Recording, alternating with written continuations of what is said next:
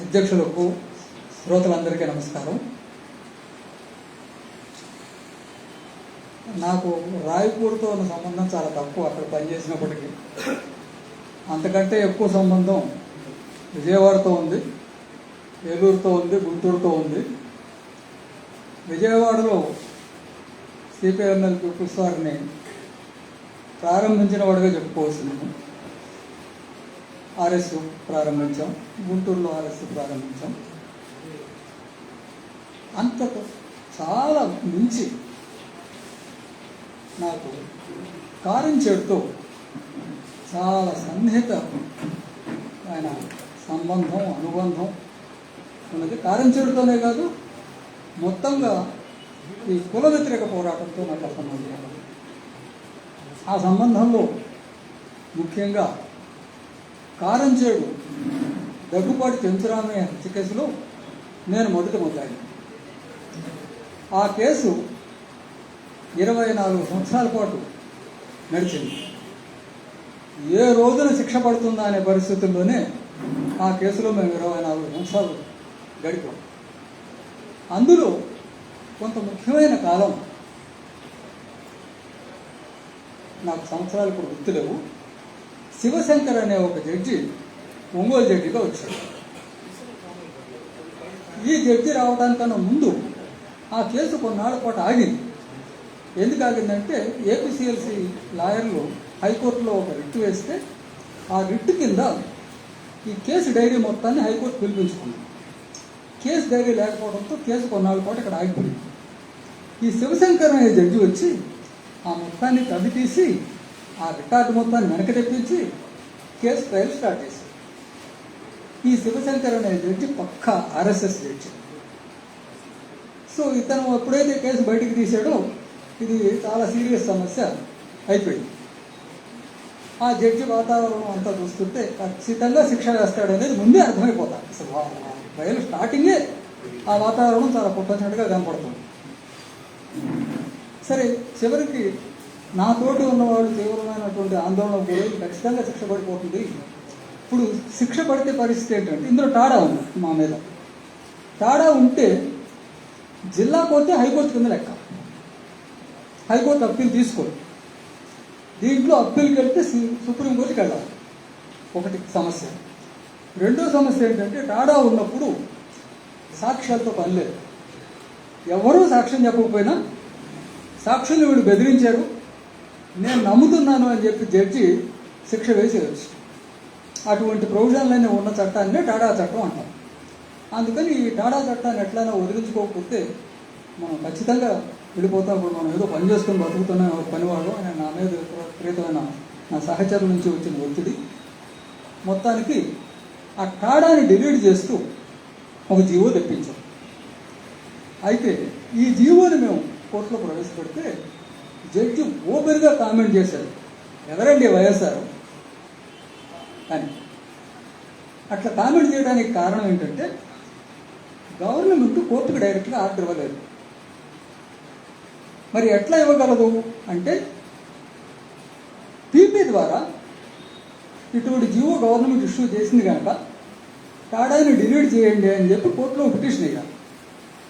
ఆ పిటిషన్ని పరిశీలించి కోర్టు నిర్ణయం చేయాలి. అందుకని చెప్పి జడ్జి కామెంట్ చేసి ఏం చేశారంటే దాని మీద పీపీ ఆ పిటిషన్ వేస్తే కూడా దీని మీద నేను నిర్ణయం ఇప్పుడు చెప్పను, చివరికి ట్రయల్లో చెప్తాను అని చెప్పి జడ్జి ఆర్డర్ ఇచ్చాడు. అంటే అర్థమేంటి? టాడాలని విచారణ జరుపుతాను. సరే, విచారణ మొదలైంది. సాక్షులు వచ్చారు, చెప్పారు. 5గురు వచ్చారు, ఇట్లా మా మీద పడ్డారు, ఇట్లా చేశారు, ఇట్లా చేశారు, ఇట్లా చేశారు, హత్య చేశారు, పోయారు. అంతా అయిన తర్వాత మరి వీళ్ళని ఎప్పుడన్నా మీరు చూసారా అని అడిగితే మా ఊళ్ళో ఎప్పుడు చూడలేదు అన్న. సాక్ష్యాలు ఏం లేవు. అప్పుడు మిగిలింది ఏంటంటే మాలోనే మా 5గురు ముద్దాయిల్లో ఒక ముద్దాయి ఉన్నాడు, లక్ష్మణరావు అని. అతను మేము 5గురం కలిసిపోయి హత్య చేశామని సాక్ష్యం చెప్పినట్టుగా ఒక రికార్డు. ఆ సాక్ష్యం ఎక్కడ చెప్పాడు? ఈ కోర్టులో చెప్పాల. ఆ సాక్ష్యం నూజివీడు ఎంఆర్ఓ ముందు చెప్పాడని చెప్పి రికార్డు. ఆ రికార్డుని చెప్పి అది కారణంగా శిక్ష వేయడానికి జడ్జి రెడీ అయిపోయాడు. అప్పుడు మా లాయరు చంద్రశేఖర్, మీకు అందరికీ బాగా తెలిసిన పేరే, చుండూరు కేసులో దళితుల తరపున వాదించి అక్కడ భూస్వాములందరికీ పేరున శిక్ష పడేటట్టుగా చేసిన వాడి చంద్రశేఖర్.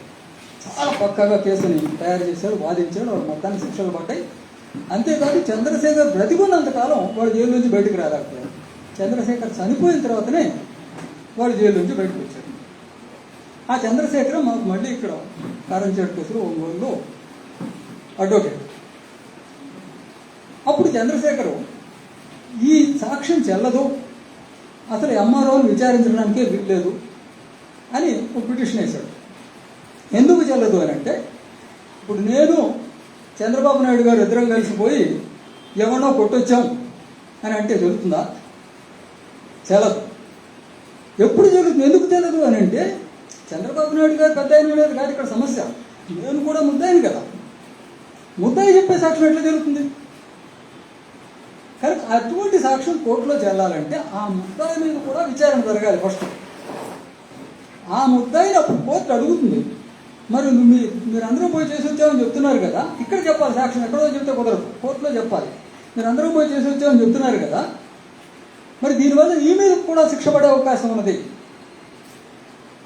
అది తెలుసా నీకు అని అంటే, ఈ ముద్దాయి నాకు తెలుసు, నా మీద కూడా శిక్ష పడ్డా పర్వాలేదు, న్యాయం కోసం ధర్మం కోసం నేను కోర్టులో నిజం చెబుతున్నానని చెప్పాలి. అప్పుడు మాత్రమే ఆ సాక్ష్యానికి ఎంతో కొంత విలువ ఉంటుంది. అట్లా కాకుండా కోర్టులో ఏంటంటే మూడో మనుషులు చెప్పే సాక్ష్యానికి విలువ ఉంటుంది, కానీ ముద్దాయి చెప్పే సాక్ష్యానికి విలువ ఉంటుంది. ఇప్పుడు ఈ లక్ష్మణరావు అనబడే వ్యక్తి అసలు ఈ కోర్టుకి ఎప్పుడు రాలా. ఈ కోర్టులో అసలు ఒక్క రోజును కూడా ముఖం చూపించలా. ఈ 20 ఏళ్ల కాలంలో, అప్పటికి 20 ఏళ్ళు 24 ఏళ్ళు చూపించలా. మరి అసలు ఈ మనిషివాడు ఉన్నాడా నిజంగా, వాడి సాక్ష్యాన్ని నువ్వెట్లా తీసుకుంటావు అని మన చంద్రశేఖర్ అడ్వకేట్ పిటిషన్ వేశాడు. పిటిషన్ వేస్తే ఈ జడ్జికి చంద్రశేఖర్కి హోరాహోరీ వాదన జరుగుతాను. అప్పుడు నేను చంద్రశేఖర్కి ఏం చెప్పానంటే, ఈ జడ్జి ఆర్ఎస్ఎస్ ముందుగానే నిర్ణయించుకున్నాడు, ఏదైతే అదైంది వాదించు, ఖచ్చితంగా ఇది తెలుసుకుందాం, ఎందుకంటే ఇది చరిత్రలో నిలబడిపోయేటువంటి కేసు, దీని మీద పుస్తకం రాసుకుందాం అయితే కానీ ఏమని చెప్పి నేను చంద్రశేఖర్కు ఫుల్ ప్రోత్సాహం ఇచ్చాను. అప్పుడు కారులో ఖచ్చితంగా ఇన్ని నా పుస్తకాలు తీసుకుని కోర్టుకెళ్ళాం. కోర్టు టేబుల్ మీద పెట్టి చంద్రశేఖర్ వాదిస్తున్నాడు, అంతకంతా జడ్జి హోరాహోరీ వాదిస్తున్నాడు. చివరికి జడ్జి 24 పేజీల జడ్జిమెంట్ రాశాడు. తానేన్నో కేసు జడ్జిమెంట్స్ని ఉదహరిస్తూ నేను ఇప్పుడు చెప్పను, చివరికి జడ్జిమెంట్లో చెబుతా, ఈ సాక్ష్యం చెల్లుతుందో లేదో జడ్జిమెంట్లో చెబుతానని చెప్పి జడ్జి దాని మీద పెద్ద జడ్జిమెంట్స్ ఇచ్చాడు. అప్పుడు మళ్ళీ హైకోర్టులో మన ఏపీసీఎస్సీ లాయర్లు పోసాని వెంకటేశ్వర్లు వీళ్ళు హైకోర్టులో ఇంకో పిటిషన్ వేస్తే హైకోర్టు ఏం చేసిందంటే స్టే ఇచ్చింది. హైకోర్టు స్టే ఇస్తుంది అనుకోలే శివశంకర్ జిల్లా జడ్జి. హైకోర్టు స్టే ఇచ్చింది. స్టే ఇవ్వడంతో మళ్ళీ కొన్నాళ్ళు ఆగిపోయింది. అప్పటికి శివశంకర్ వెళ్ళిపోయాడు. ఇంకొక ఆయన ఎవరో జడ్జి వచ్చాడు. అప్పుడు ఈ ఎంఆర్ఓ సాక్ష్యాన్ని రికార్డ్ చేయాలా లేదా అంటే చేయమని, చెయ్యండి, అది పనికొస్తుందో లేదో జడ్జిమెంట్లో నిర్ణయించుకోండి అని. సరే ఎంఆర్ఓ వచ్చాడు, వేరే జడ్జి. ఆ ఎంఆర్ఓ వచ్చి ఎంఆర్ఓ సాక్ష్యాన్ని విచారించడానికి సరిగ్గా 2 రోజుల ముందు చంద్రశేఖర్ చనిపోయాడు. మాకు పెద్ద గొడ్డలు పెట్టు, చంద్రశేఖర్ చనిపోయాడు, ఏం చేయాలి? అప్పుడు చీరాలలో లోకల్ అడ్వకేట్ ఉన్నాడు సుబ్రహ్మణ్యం గారు. ఆయన కూడా తక్కువ ఆయన కాదు, ఆయన మాకు చేసిన సేవ కూడా ఇంతంత సేవ కాదు. నేను ఒంగోలు జైల్లో ఉంటే ఆయనే నా దగ్గరికి వచ్చి నేను ఫలానాన్ని పరిచయం చేసుకుని మీరు చేసిన ఒక వకాలత ఇవ్వండి నేను చేస్తాను అని చెప్పి జైల్లో నా దగ్గర సంతకం తీసుకుని వెళ్ళి మా కోసం చాలా చేశాడు. ఆయన ప్రస్తుతం దురదృష్టవశాత్తు ఆయన కూడా లేడు, చనిపోయాడు. ఆయన ఎంఆర్ఓని పట్టుకుని పీకి క్రాస్ ఎగ్జామినేషన్ చేశాడు. నువ్వెవరివి అంటే నేను ఎగ్జిక్యూటివ్ మేజిస్ట్రేట్ అని చెప్పాను. నీ ఊళ్ళో జ్యుడిషియల్ మేజిస్ట్రేట్ ఉన్నాడా లేదా? నూజివీడులో ఉన్నాడు.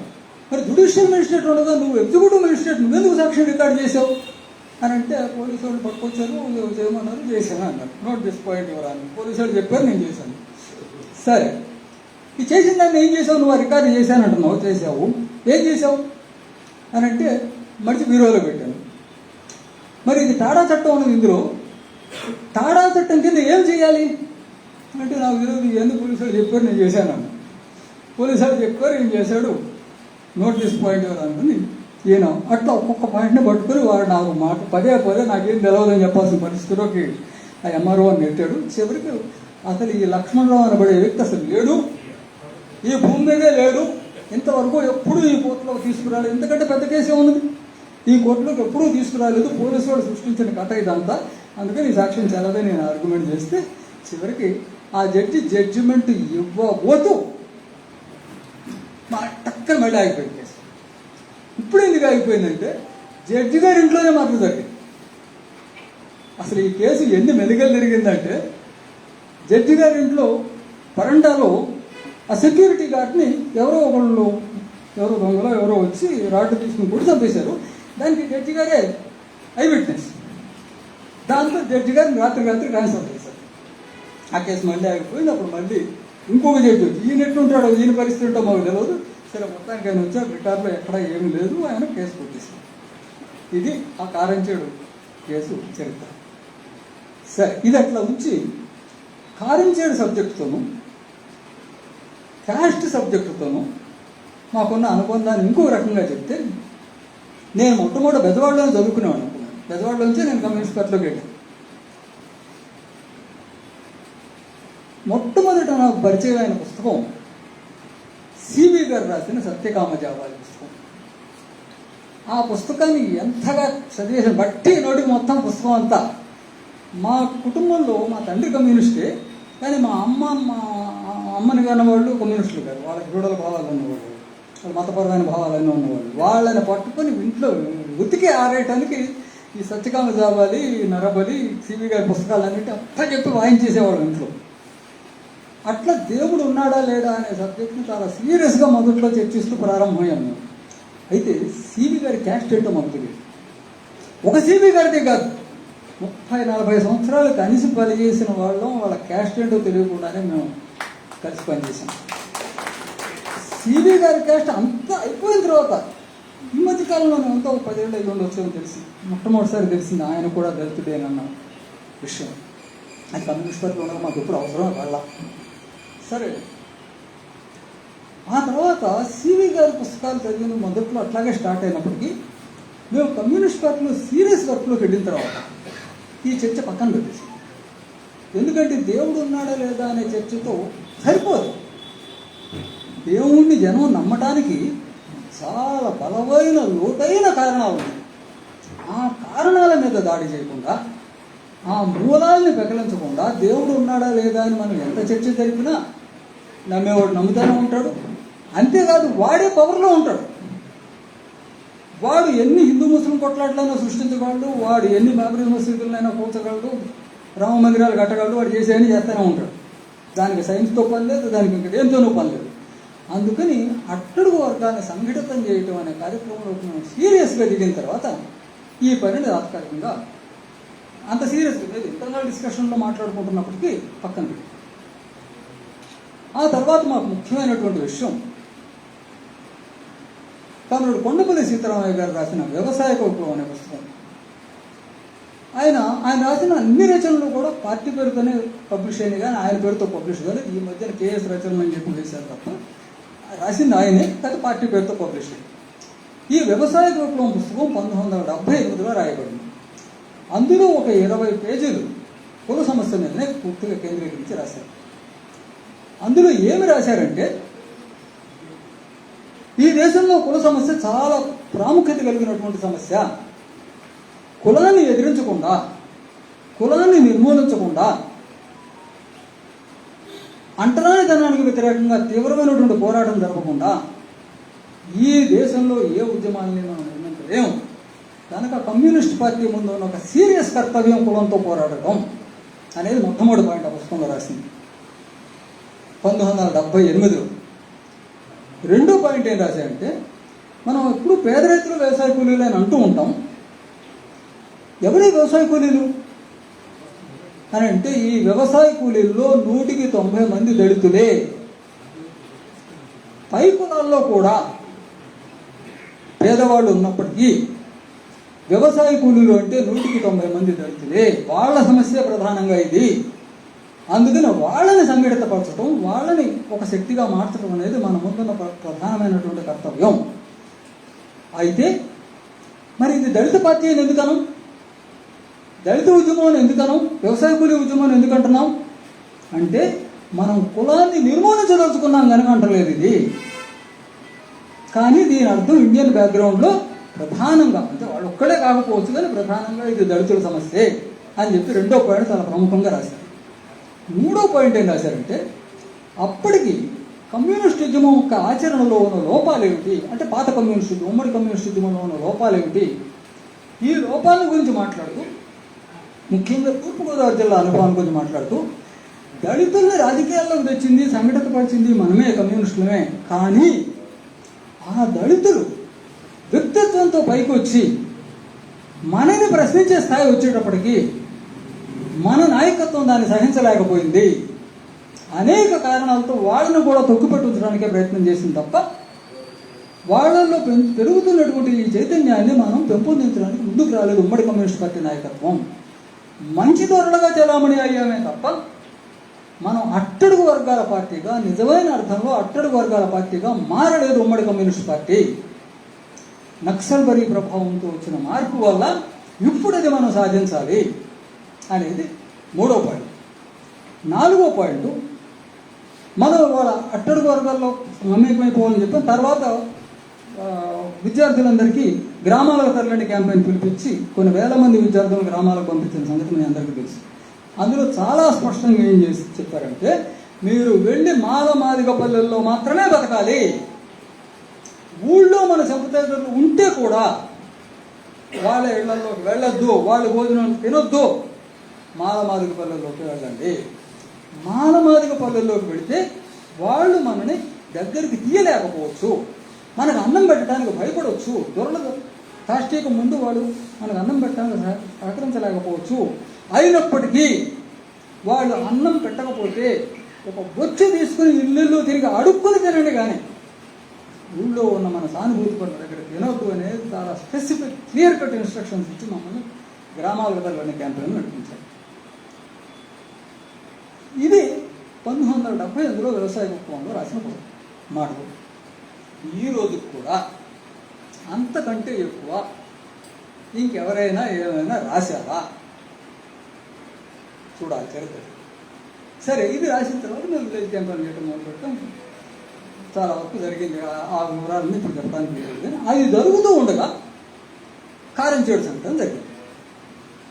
కారంచేడులో మాదిగపల్లి మీద దాడి చేసి మొత్తం ఊళ్ళో ఉన్న కమ్మోళ్ళు అంతా కలిసి 2000 మంది మాదిగపల్లి మీద దాడి చేసి వాళ్ళని తరిమి కొట్టేశారు. మీకు అందరికీ తెలిసింది. అప్పటితో దానికి వ్యతిరేకం మొదలైంది. ఈ ఉద్యమం మొదలవడంతోనే ఆ మాట వినడంతో 1 గంట లోపల ఎక్కడికక్కడ మేము అందరం కదిలాము. మాకు ఎక్కడి నుంచి ఇన్స్ట్రక్షన్స్ రాలా. ఎక్కడికక్కడ ఒక 6,000 కార్యకర్తలందరూ విధుల్లోకి వచ్చేసారు. మనం మాదిగోళ్ళ తరఫునే, మనం ఖచ్చితంగా ఈ ఖమ్మం భూస్వాములకు వ్యతిరేకంగా ఫైట్ చేస్తాం. అప్పుడు మిగిలిన కమ్యూనిస్ట్ పార్టీ, సిపిఐ సిపిఎంలే కాదు, మిగిలిన విప్లవ గ్రూపులు కూడా తీవ్రంగా ఒక అలజడికి గురైంది. ఇది ఏమిటి, మనం ఏం చేయాలి, ఇది క్యాస్ట్ స్ట్రగుల్ కదా, క్యాస్ట్ స్ట్రగుల్లో కమ్యూనిస్టులు పాల్గొంటామా లేదా, మనం క్యాస్ట్ స్ట్రగుల్ కదా మనది అనే కన్ఫ్యూజన్కి గురయ్యారు. కానీ మాకు మాత్రం ఏ కన్ఫ్యూజన్ లేదు. చాలా క్లియర్గా మేము మాదిగోళ్ళ తరపునే ఖమ్మ భూస్వామితో రాజీ లేకుండా ఫైట్ చేస్తామని చెప్పి మేము ఉద్యమంలో దిగుతాం. కత్తి పద్మారావు గారి కంటే ముందు నిజానికి ఇన్సిడెంటల్గా అనుకోకుండా కత్తి పద్మారావు గారు నేను ఈ కారంచేడు సంఘటన జరగడానికి 1 రోజుల ముందు భీమవరంలో కలిశాను. అప్పుడు కూడా ఆయన దేవుడు ఉన్నాడు లేడు ఇవే మాట్లాడుతూ ఉన్నాడు ఆయన. కానీ ఇంతలో కారంచేడు సమస్య వచ్చింది. కారంచేడు సమస్య వచ్చిన తర్వాత ఆయన కూడా రాత్రి దళితులు ఉన్నాయి. అప్పటిదాకా అసలు ఆయన దళితుల సంగతి తెలియదు, నాకే తెలియదు. నాకు ఎప్పుడో అంతకుముందు చాలా కాలం నుంచి నాకు ఎంతో పరిచయం ఉంది గుంటూరులో. కానీ మనకి క్యాస్ట్ సమస్య ఎప్పుడు రాలేదో తెలియదు. ఆయన ఇంతసేపు దేవుడు లేడంటూ సంస్కృత శ్లోకాలు, ఆయన సంస్కృత లెక్చర్ కనుక సంస్కృత శ్లోకాలు మాట్లాడటం మాత్రమే తెలుసు మాకు. సరే, ఈ ఉద్యమం వచ్చింది. వచ్చిన తర్వాత ఒక సంవత్సరం పాటు మేము అదే పనిలో ఉన్నాం, రాత్రి పగలు. ఒక సంవత్సరం జరిగిన తర్వాత నేను అప్పటి పీపుల్స్ వార్ పార్టీలో ఒక డాక్యుమెంట్ రాసి ప్రవేశపెట్టాను. క్యాస్ట్ సమస్య ఏంటి, సర్కార్ జిల్లాలో ఇది ఏ రూపంలో వస్తున్నది అనేది. దాంట్లో నేను రాసిన పాయింట్ ఏంటంటే, దళితుల ఆత్మాభిమానం కోసం జరిగే పోరాటం అనేది వర్గ పోరాటంలో ఒక రూపం. సర్కార్ జిల్లాల్లో బహుశా ఇదే ప్రధాన రూపం అయితే కూడా కావచ్చు. మేము సర్కార్ జిల్లాలు అంటే మళ్ళీ సర్కార్ జిల్లాలో రెండు ప్రాంతాలు ఉంటాయి. మెట్ట ప్రాంతం, మాగాణి ప్రాంతం. నేను మాగాణి ప్రాంతాన్ని సర్కార్ జిల్లా అంటున్నా ప్రస్తుతానికి. కాలువ కింద ప్రాంతం, కాలువ నుంచి సముద్ర తీరం దాకా ఉన్న ప్రాంతం. ఈ ప్రాంతంలో భూ పోరాటాలు తేవాలని, కనీసం కూలీ రేట్ల పోరాటం తేవాలని మేము చాలా సీరియస్గా ప్రయత్నం చేశాం. మా ప్రయత్నం లోపం ఏమి లేదు, కానీ తేలేకపోయాము. అటువంటిది ఈ కారించేడు సంఘటన జరగగానే ఏ ఊరు వెళ్ళినా ఇదే చర్చ. ఊళ్ళు కదిలిపోయినాయి, స్పాంటేనియస్గా కదిలిపోయినాయి. కనుక మనం దీనికి నాయకత్వం వహించడానికి ఐడియాలజికల్గాను ఆర్గనైజేషన్గాను కూడా సిద్ధం కావాలి. సిద్ధమై ఈ రూపంలోనే ఇక్కడ ముందుకు వస్తుంది కనుక వస్తున్న దాన్ని మనం అందుకోవాలి అని చెప్పి నేను ఒక డాక్యుమెంట్ రాసి ప్రవేశపెట్టాను. ఆ రోజున దాన్ని అంగీకరించడం, నన్ను కోప్పడ్డారు కూడా. ఇది ఎప్పుడు అని అంటే, ఆయన తెలంగాణలో ఎం వీరయ్య గారు, మా ఎం అంటే ఉంది, ఆ వీరయ్య గారు ఇంకా బయటికి రాలా. అంతకంటే చాలా ముందు మాట్లాడాం. కారంచేడు సంఘటన జరిగిన వెంటనే అందులో దిగి ఒక సంవత్సరం జరగగానే సాతోడు గారు మారోజు గారు. సరే, ఇది జరిగిన తర్వాత ఈ దళితుల చైతన్యాన్ని సంఘటితం చేసుకోవడం కోసం, ఓన్ చేసుకోవడం కోసం దగ్గుబాటి చంద్రరావు ఆయన కథం చేయాలని పీపుల్స్ వార్ పార్టీ నిర్ణయించింది. ఒక దళం వెళ్ళింది, కథం చేసింది, వచ్చింది. అయితే అది జరిగిన చాలా కొద్ది రోజులకే నేను పీపుల్స్ వార్ పార్టీలో ఈ ప్రాంతం నుంచి వెళ్ళిపోయాను ముందు. ఆ తర్వాత ఇంకా 6 ఏళ్ళు పనిచేశాను, కానీ ఈ ప్రాంతం నుంచి వెళ్ళిపోయి అడవిలో పనిచేయడం మొదలుపెట్టాను. దాంతో దీంతో నాకు కనెక్షన్ పోయింది. ఆ తర్వాత పీపుల్స్ వార్ పార్టీ నుంచి రాజీనామా చేసి బయటకు వచ్చాను. సరే, అది ఎందుకు ఏంటనేది అది వేరే సబ్జెక్టు. ఇట్లా క్యాస్ట్ సమస్యతో, కారంచేడు సమస్యతో చుండూరు సంఘటన జరిగినప్పుడు నేను లేను ఇక్కడ. నాకు వ్యక్తిగతంగా కూడా చాలా దగ్గర అనుబంధం ఉన్నటువంటి విషయం. అయితే ఆ తర్వాత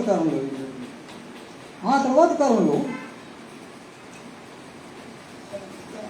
అనేక అంబేద్కర్ శక్తులు ముందుకొచ్చి క్యాస్ట్ సబ్జెక్ట్ మీద పెద్ద ఎత్తున మాట్లాడటం మొదలైంది. అట్లాగే దాన్ని ఏమంటాం, ఐడెంటిటీ పాలిటిక్స్ అనేవి ముందుకు వచ్చింది.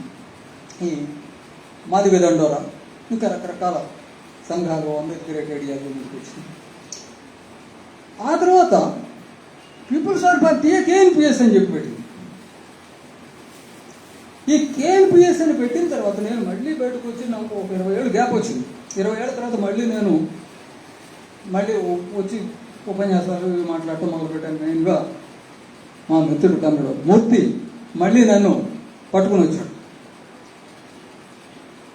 ఇక్కడ వచ్చేటప్పటికి కేఎన్పిఎస్ వచ్చింది, పనిచేస్తాం. అప్పటికే ఏర్పడ్డ పరిస్థితి ఏంటంటే, జిల్లాలో ఎక్కడైనా సరే మార్క్సిజం పేరుతో పెట్టిన ఏ కార్యక్రమానికి కేఎన్పిఎస్ వాళ్ళు రావట్లేదు. కేఎన్పిఎస్ వాళ్ళ కార్యక్రమానికి మిగతా వాళ్ళు అడుగుతున్నారు. ఎందుకంటే వాళ్ళు ఎక్కడ మార్క్సిజం, కార్మికవర్గం, ప్రజలు ఇవి మాట్లాడట్లా, క్యాస్ట్ సమస్యగా పరిమితమే మాట్లాడుతున్నారు. వాళ్ళు ఈ మీటింగ్లు వాళ్ళు రావట్లేదు. ఇది మన సర్కిల్ లోపల ముందుగా సీలికి రావటం అనేది ఇంతకన్నా దురదృష్టకరమైన విషయం ఇంకా బహుశా మన చరిత్రలోనే లేదు. ఎందుకు జరిగింది ఈ పరిణామం, దీన్ని ఎట్లా అర్థం చేసుకోవాలి, ఏమి చేస్తే ఈ దేశంలో కులం అనే ఈ దరిద్రాన్ని మనం వదిలించుకోగలుగుతాం. అప్పుడు కూడా మేము కేఎన్పిఎస్ పట్ల తను దుడ్డు ప్రభాకర్తో చాలా వ్యక్తిగతంగా సన్నిహిత సంబంధాలు మెయింటైన్ చేసి వినోదం చేసుకోవడం కోసం, ఈ రకమైన వాతావరణాన్ని పోగొట్టడం కోసం సీరియస్గా ప్రయత్నం చేశాను. ఇప్పుడు ఆయన జైల్లో ఉన్నాడు. మావోయిస్ట్ పార్టీ సభ్యుడైనా ఆయన జైల్లో ఉన్నాడు, కానీ మా వల్ల కూడా కాదు. ఆ టైంలో గుంటూరులో 2 సార్లు, ఒంగోలులో ఒకసారి కళ్యాణరావు గారు నేను కలిసి ఒకే వేదిక పంచుకున్నాం. మొట్టమొదటి గుంటూరులో మా ఇద్దరిని వేదిక మీద ఉపన్యాసకులుగా పిలిచారు. అప్పుడు సాంస్కృతిక విప్లవం మీద కళ్యాణరావు గారిని మాట్లాడమన్నారు. కళ్యాణరావు గారు పూర్తిగా మార్క్సిజం అని చెప్పి మాట్లాడాడు. మార్క్సిజం మావో మావో మావో అని మాట్లాడాడు. బాగానే ఉంది. ఆ తర్వాత ఒంగోలులో మళ్ళీ మేము ఇద్దరం వేదిక పంచుకున్నాం. అది కేఎన్పిఎస్ జిల్లా మహాసభ. అక్కడ పూర్తిగా అంబేద్కర్ అని మాట్లాడాడు. ఒక్క మాట మార్క్స్ అనే మాట్లాడకుండా అంబేద్కర్ అని మాట్లాడాడు. ఒకే మనుషులు ఇద్దరున్నారు. అక్కడ మాట్లాడింది ఒకటి, ఇక్కడ మాట్లాడింది ఒకటి. మరి ఒకే మనుషులు ఇద్దరు ఉండకూడదు కదా. ఈ రెండింటినీ కలిపి చెప్పాల్సిన బాధ్యత కళ్యాణరావు గారి స్థాయి ఉన్న వ్యక్తికి ఉండాలి కదా. ఏమిటి అసలు ఈ సమస్యకి పరిష్కారం ఏంటి, మార్క్సిజం ఏం చెప్తాంది, అంబేద్కర్ ఏం చెప్పాడు, మరి మనం ఏం చేయాలి దీన్ని అని ఈ రెండు విన్న తర్వాత నేను ఆశ్చర్యపోయి మళ్ళీ గుంటూరు కామ్రేడ్స్తో మీరు ఇంకొకసారి కళ్యాణరావు గారిని పిలవండి అని అంటే, ఆయన ఇట్లాగా మాట్లాడతాడు కదా, ఆయన ఎప్పుడు ఇట్లాగా మాట్లాడతాడు, మాకు తెలుసు, మీరే ఇప్పుడు వచ్చి ఆయన పిలవండి అంటున్నట్టు పిలిచామంటే అయితే ఎందుకు పిలవండి అని మళ్ళీ ఇంకోసారి పిలిచి మళ్ళీ సాంస్కృతిక విప్లవం మీద మాట్లాడమంటూ ఆయన వచ్చిన తర్వాత ఆయన ముందు నేను చాలా స్పష్టంగా మీరు ఇండియన్ కండిషన్స్ అప్లై చేసి మాట్లాడండి, ఆ సాంస్కృతిక విప్లవం ఇండియాలో ఏ రూపంలో జరగాలి అని ఇండియన్ కండిషన్స్కి అప్లై చేసి మాట్లాడండి అని ఆయన చాలా స్పష్టంగా ఒక సూచన ఇచ్చారు. అయినా కూడా ఆయన పద్ధతిలోనే మాట్లాడాడు తప్ప ఈ కులానికి ఆ సాంస్కృతిక విప్లవానికి ఏమైనా సంబంధం ఉందా లేదా అనేది ఎక్కడ ఒక మాట కలుపుకుండా మాట్లాడాడు. అంతేకాదు అసలు ఆయన మాట్లాడిన దాన్ని మార్క్సిజం అని అంగీకరించగలమా అనేది కూడా పెద్ద సమస్య. సాంస్కృతిక విప్లవం అంటే ఆయన మాట్లాడింది ఏంటంటే, ఆయన సైన్స్ను పూర్తిగా అపహాస్యం చేస్తూ 2 గంటల ఉపన్యాసం చెప్పాడు. ఆయన దాని సారాంశం అంతా సైన్స్ని అపహాస్యం చెప్పాడు. ఇదే మార్క్సిజం. ఇదేమిటి అంటే, మాతో చాలా సందర్భాల్లో కొనుగోలు సత్యనారాయణ గారు ఒక మాట అనేవారు. ఇవాళ కమ్యూనిస్ట్ పార్టీ అంటే ఎంఎల్ పార్టీని చీలికలైపోయిన తర్వాత అందరం మార్క్సిజమే మాట్లాడుతున్నాం, కానీ మార్క్సిజం అంటే నలుగురు గుడ్డివాళ్ళ కథలాగా మారింది. నలుగురు గుడ్డివాళ్ళు కలిసి ఏనుగుని వర్ణించడం మొదలుపెట్టారంట. ఒక ఆయన తోక పట్టుకుని తాడులాగా ఉంటుంది ఏనుగంటే అన్న అంట, ఒక ఆయన చెవులు పట్టుకుని చాటల్లాగా ఉంటాయి ఏనుగంటే అన్న అంట, ఒక ఆయన కాళ్ళు పట్టుకుని స్తంభంలాగా ఉంటుంది అన్న అంట. ఏది నిజం కాదు, ఏనుగంటే ఇంకో రకంగా ఉంది. అట్లాగే మార్క్సిజాన్ని ఎవరికి ఇష్టమైన దాన్ని వాళ్ళం ఎక్కువగా నొక్కి చెప్తూ ఉన్నాం. మార్క్సిజాన్ని సమగ్రంగా అర్థం చేసుకోవడం లోపం జరుగుతూ ఉంది అనేది ఆయనే చాలాసార్లు అన్నాడు. అట్లా మరి ఆ సాంస్కృతిక విప్లవం గురించి ఆయన మాట్లాడింది నేను మాట్లాడితే అసలు అట్లా మాట్లాడినాను ఇంకో రకంగా జరిగింది. కనుక అసలు ఏమిటి ఈ కుల సమస్య ఏమిటి? ఇప్పుడు అంబేద్కర్ ఈ మధ్యకాలంలో చాలా సీరియస్ విమర్శ పెడతా ఉన్నారు. కమ్యూనిస్టులు ఈ దేశంలో కుల సమస్యను పట్టించుకోలేదు అనేది చాలా గౌరవప్రదంగా మాట్లాడిన విమర్శ. అంతటితో ఆగట్లేదు, ఇంకా చాలా మాట్లాడుతున్నారు. ఎక్కడి దాకా వీళ్ళు మాట్లాడారంటే ఎర్ర జెండా కాషాయ జెండా 2 ఒకటేనని మాట్లాడేవారు చాలా మంది తయారయ్యారు. అసలు ఈ దేశంలో కమ్యూనిస్ట్ పార్టీ పెట్టిందే కులాన్ని కాపాడటం కోసం తమ్మారెడ్డిలో పెట్టారని చెప్పి మాట్లాడటం మొదలు పెట్టారు. మరి ఇది నిజమా? దీన్ని ఎట్లా అర్థం చేసుకోవాలి? దీనికి సమాధానం చెప్పేవాడే లేదు. సమాధానం చెప్పాలంటే భయపడే పరిస్థితి వచ్చింది. సమాధానం చెబితే ఎక్కడ దళిత వ్యతిరేకమైన ముద్రాస్తారో అనే పరిస్థితి వచ్చింది. మరి కారంచేడు నుంచి మనం నేర్చుకోవాల్సింది ఇదేనా? 24 సంవత్సరాల పాటు మేము ఉరితాడు మెడలో వేసుకుని బ్రతికింది ఇందుకేనా? దీనికి సమాధానం చెప్పాల్సిన అవసరం ఉందా? లేకపోతే నిజంగానే కమ్యూనిస్ట్ పార్టీ అట్టడుగు వర్గాలు ఇంత ద్రోహం చేసిందని నమ్మన్నా మనం? కమ్యూనిస్టులు ఎవరికీ భయపడరు. మరి ఇక్కడ ఈ వాదనలు చూసి భయపడాల్సిన అవసరం ఉందా మనం? సమాధానం చెప్పకుండా అసలు కమ్యూనిస్ట్ పార్టీ బతికి బట్టకడుతుందా అనేది ఇప్పుడు చాలా సీరియస్ సమస్యలు. ఇక్కడ మన అందరి ముందు ఉన్న ఇది కులాన్ని నిర్మూలించాలి. ఆ విషయంలో ఏమాత్రం రాజీ ఉన్నవాడు ఎవడో కూడా వాడు కమ్యూనిస్ట్ కాడు, అందులో ఏం సమస్య లేదు. ఎటు తిరిగి ఎట్లా దీన్ని చేయాలి అనే దగ్గరే చర్చ తప్ప కులాన్ని నిర్మూలించాలనే విషయంలో మాత్రం ఇక్కడ ఏ కమ్యూనిస్ట్కి, ఎంత చెడ్డ కమ్యూనిస్ట్కి సిపిఐ దగ్గర నుంచి ఎవరైనా కానివ్వండి ఏ విభేదం ఉండటానికి వీలు లేదు. ఎట్లా నిర్మూలిస్తాము? అంబేద్కర్ గారు దాని మీద చాలా సీరియస్ ప్రయత్నం ఆయన జీవితకాలం చేశాడు. ఎక్కడ ఆ విషయంలో మాత్రం రాజీ పడలేదు, రాజీ పడకుండానే చేశాడు. మరి ఆయన అవగాహన ఏంటి, కమ్యూనిస్ట్ పార్టీ అవగాహన ఏంటి? దీనిని స్టడీ చేసే ప్రాసెస్లో నేను ఒక పుస్తకాన్ని చదివాను. ఆ పుస్తకం title the Dalit communist manifesto. ఈ పుస్తకాన్ని రాసింది రామచంద్ర మోరే అనే సిపిఎం నాయకుడు. ఆయన బ్రతికినంతకాలం సిపిఎంలోనే చనిపోయాడు. ఆయన కొడుకు ఇప్పటికే సిపిఎం ఎమ్మెల్యే మహారాష్ట్రలో ఎక్కడి నుంచో. ఆయన పుస్తకం చదివిన తర్వాత నేను వెంటనే పుస్తకాన్ని హైదరాబాద్ నుంచి రాయపూర్ తెప్పించుకున్నాను. తెప్పించుకున్న వెంటనే నేను ఆ పుస్తకాన్ని సగం పైన చదివేసి వెంటనే మా ఫ్రెండ్స్కి అప్పుడు ఫేస్బుక్లో కొంచెం యాక్టివ్గా ఉండేవాడిని. ఈ పుస్తకాన్ని అమ్మ నవల చదివినట్టు చదివించాలని చెప్పారు. ఎందుకు? ఆ పుస్తకంలో అంతా కమ్యూనిస్ట్ను సమర్థిస్తూ ఉందా? లేదు. ఆ పుస్తకంలో కమ్యూనిస్ట్ పార్టీ మీద విమర్శ ఉంది. ఉంటే విమర్శను కూడా వినగలగాలి. వినగలిగిన వాడే కమ్యూనిస్ట్. విని ఓపికగా సమాధానం చెప్పగలిగిన వాడే కమ్యూనిస్టు. తప్ప విమర్శను వినలేకపోయిన వాడు కమ్యూనిస్ట్ కాదు. సరే, ఆయన ఎవరు, ఆయన చరిత్ర ఏంటి అంటే, ఆయన స్వగ్రామం మహత్. మీరందరూ వినే ఉంటారు మహత్ చెరువు పోరాటం అనేది. ఈ మహత్ చెరువు పోరాటాన్ని నిజంగా ఆర్గనైజ్ చేసింది రామచంద్ర మౌర్య గారు. అయితే పుస్తకం అంతా రాసింది రామచంద్ర మౌర్య గారు కాదు. అందులో ఒక 40 పేజీలే రామచంద్ర మౌర్య గారు రాశారు. ఇంకొక 150 పేజీలు ఆయన కొడుకు రాశారు. మిగిలిన ఇంకో 200 పేజీల పైన వేరే వాళ్ళు రాశారు. మొత్తాన్ని కలిపి ఆయన పేరు మీద ఆ పుస్తకాన్ని ప్రచురించారు. ఆయన మహతుడు, ఈయన దళితుడు. ఆయన కమ్యూనిస్ట్ పార్టీలో చేరడానికన్నా ముందే ఆ పల్లెటూరులో 3 అంతస్తుల మేడ కట్టాడు. 3 అంతస్తుల మేడ కట్టడం అనేది అక్కడ ఉన్న మనువాదుల్ని పెద్ద ఛాలెంజ్ అయింది. అది సహించలేని పరిస్థితి అయింది. ఘర్షణ స్టార్ట్ అయింది. అప్పుడు ఈయన బొంబాయి వెళ్ళి అంబేద్కర్ గారిని తీసుకుని వచ్చి ఈ మహతి చెరువు పోరాటాన్ని పెట్టారు. అంటే ఇక్కడ మీటింగ్ అంతా నాస్తిక సమాజం వాళ్ళు ఏర్పాటు చేసి నన్ను ఎక్కడి నుంచో ఉపన్యాసకుడుగా పిలిచినట్టుగా అంబేద్కర్ గారిని పెద్ద మనిషిగా నాయకుడుగా పిలిచారు. యాక్చువల్గా ఊళ్ళో ఆ పోరాటం నడిపింది ఆయన ఈ రామచంద్ర మౌర్య గారు.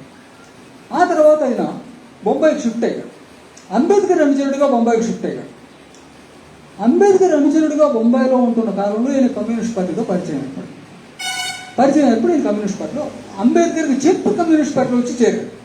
అంబేద్కర్కి చెప్పి ఆయన పర్మిషన్తోనే వచ్చి కమ్యూనిస్ట్ పార్టీలో చేరాడు. ఆయన కమ్యూనిస్ట్ పార్టీలో దాదాపు 5 దశాబ్దాల పాటు పనిచేశాడు.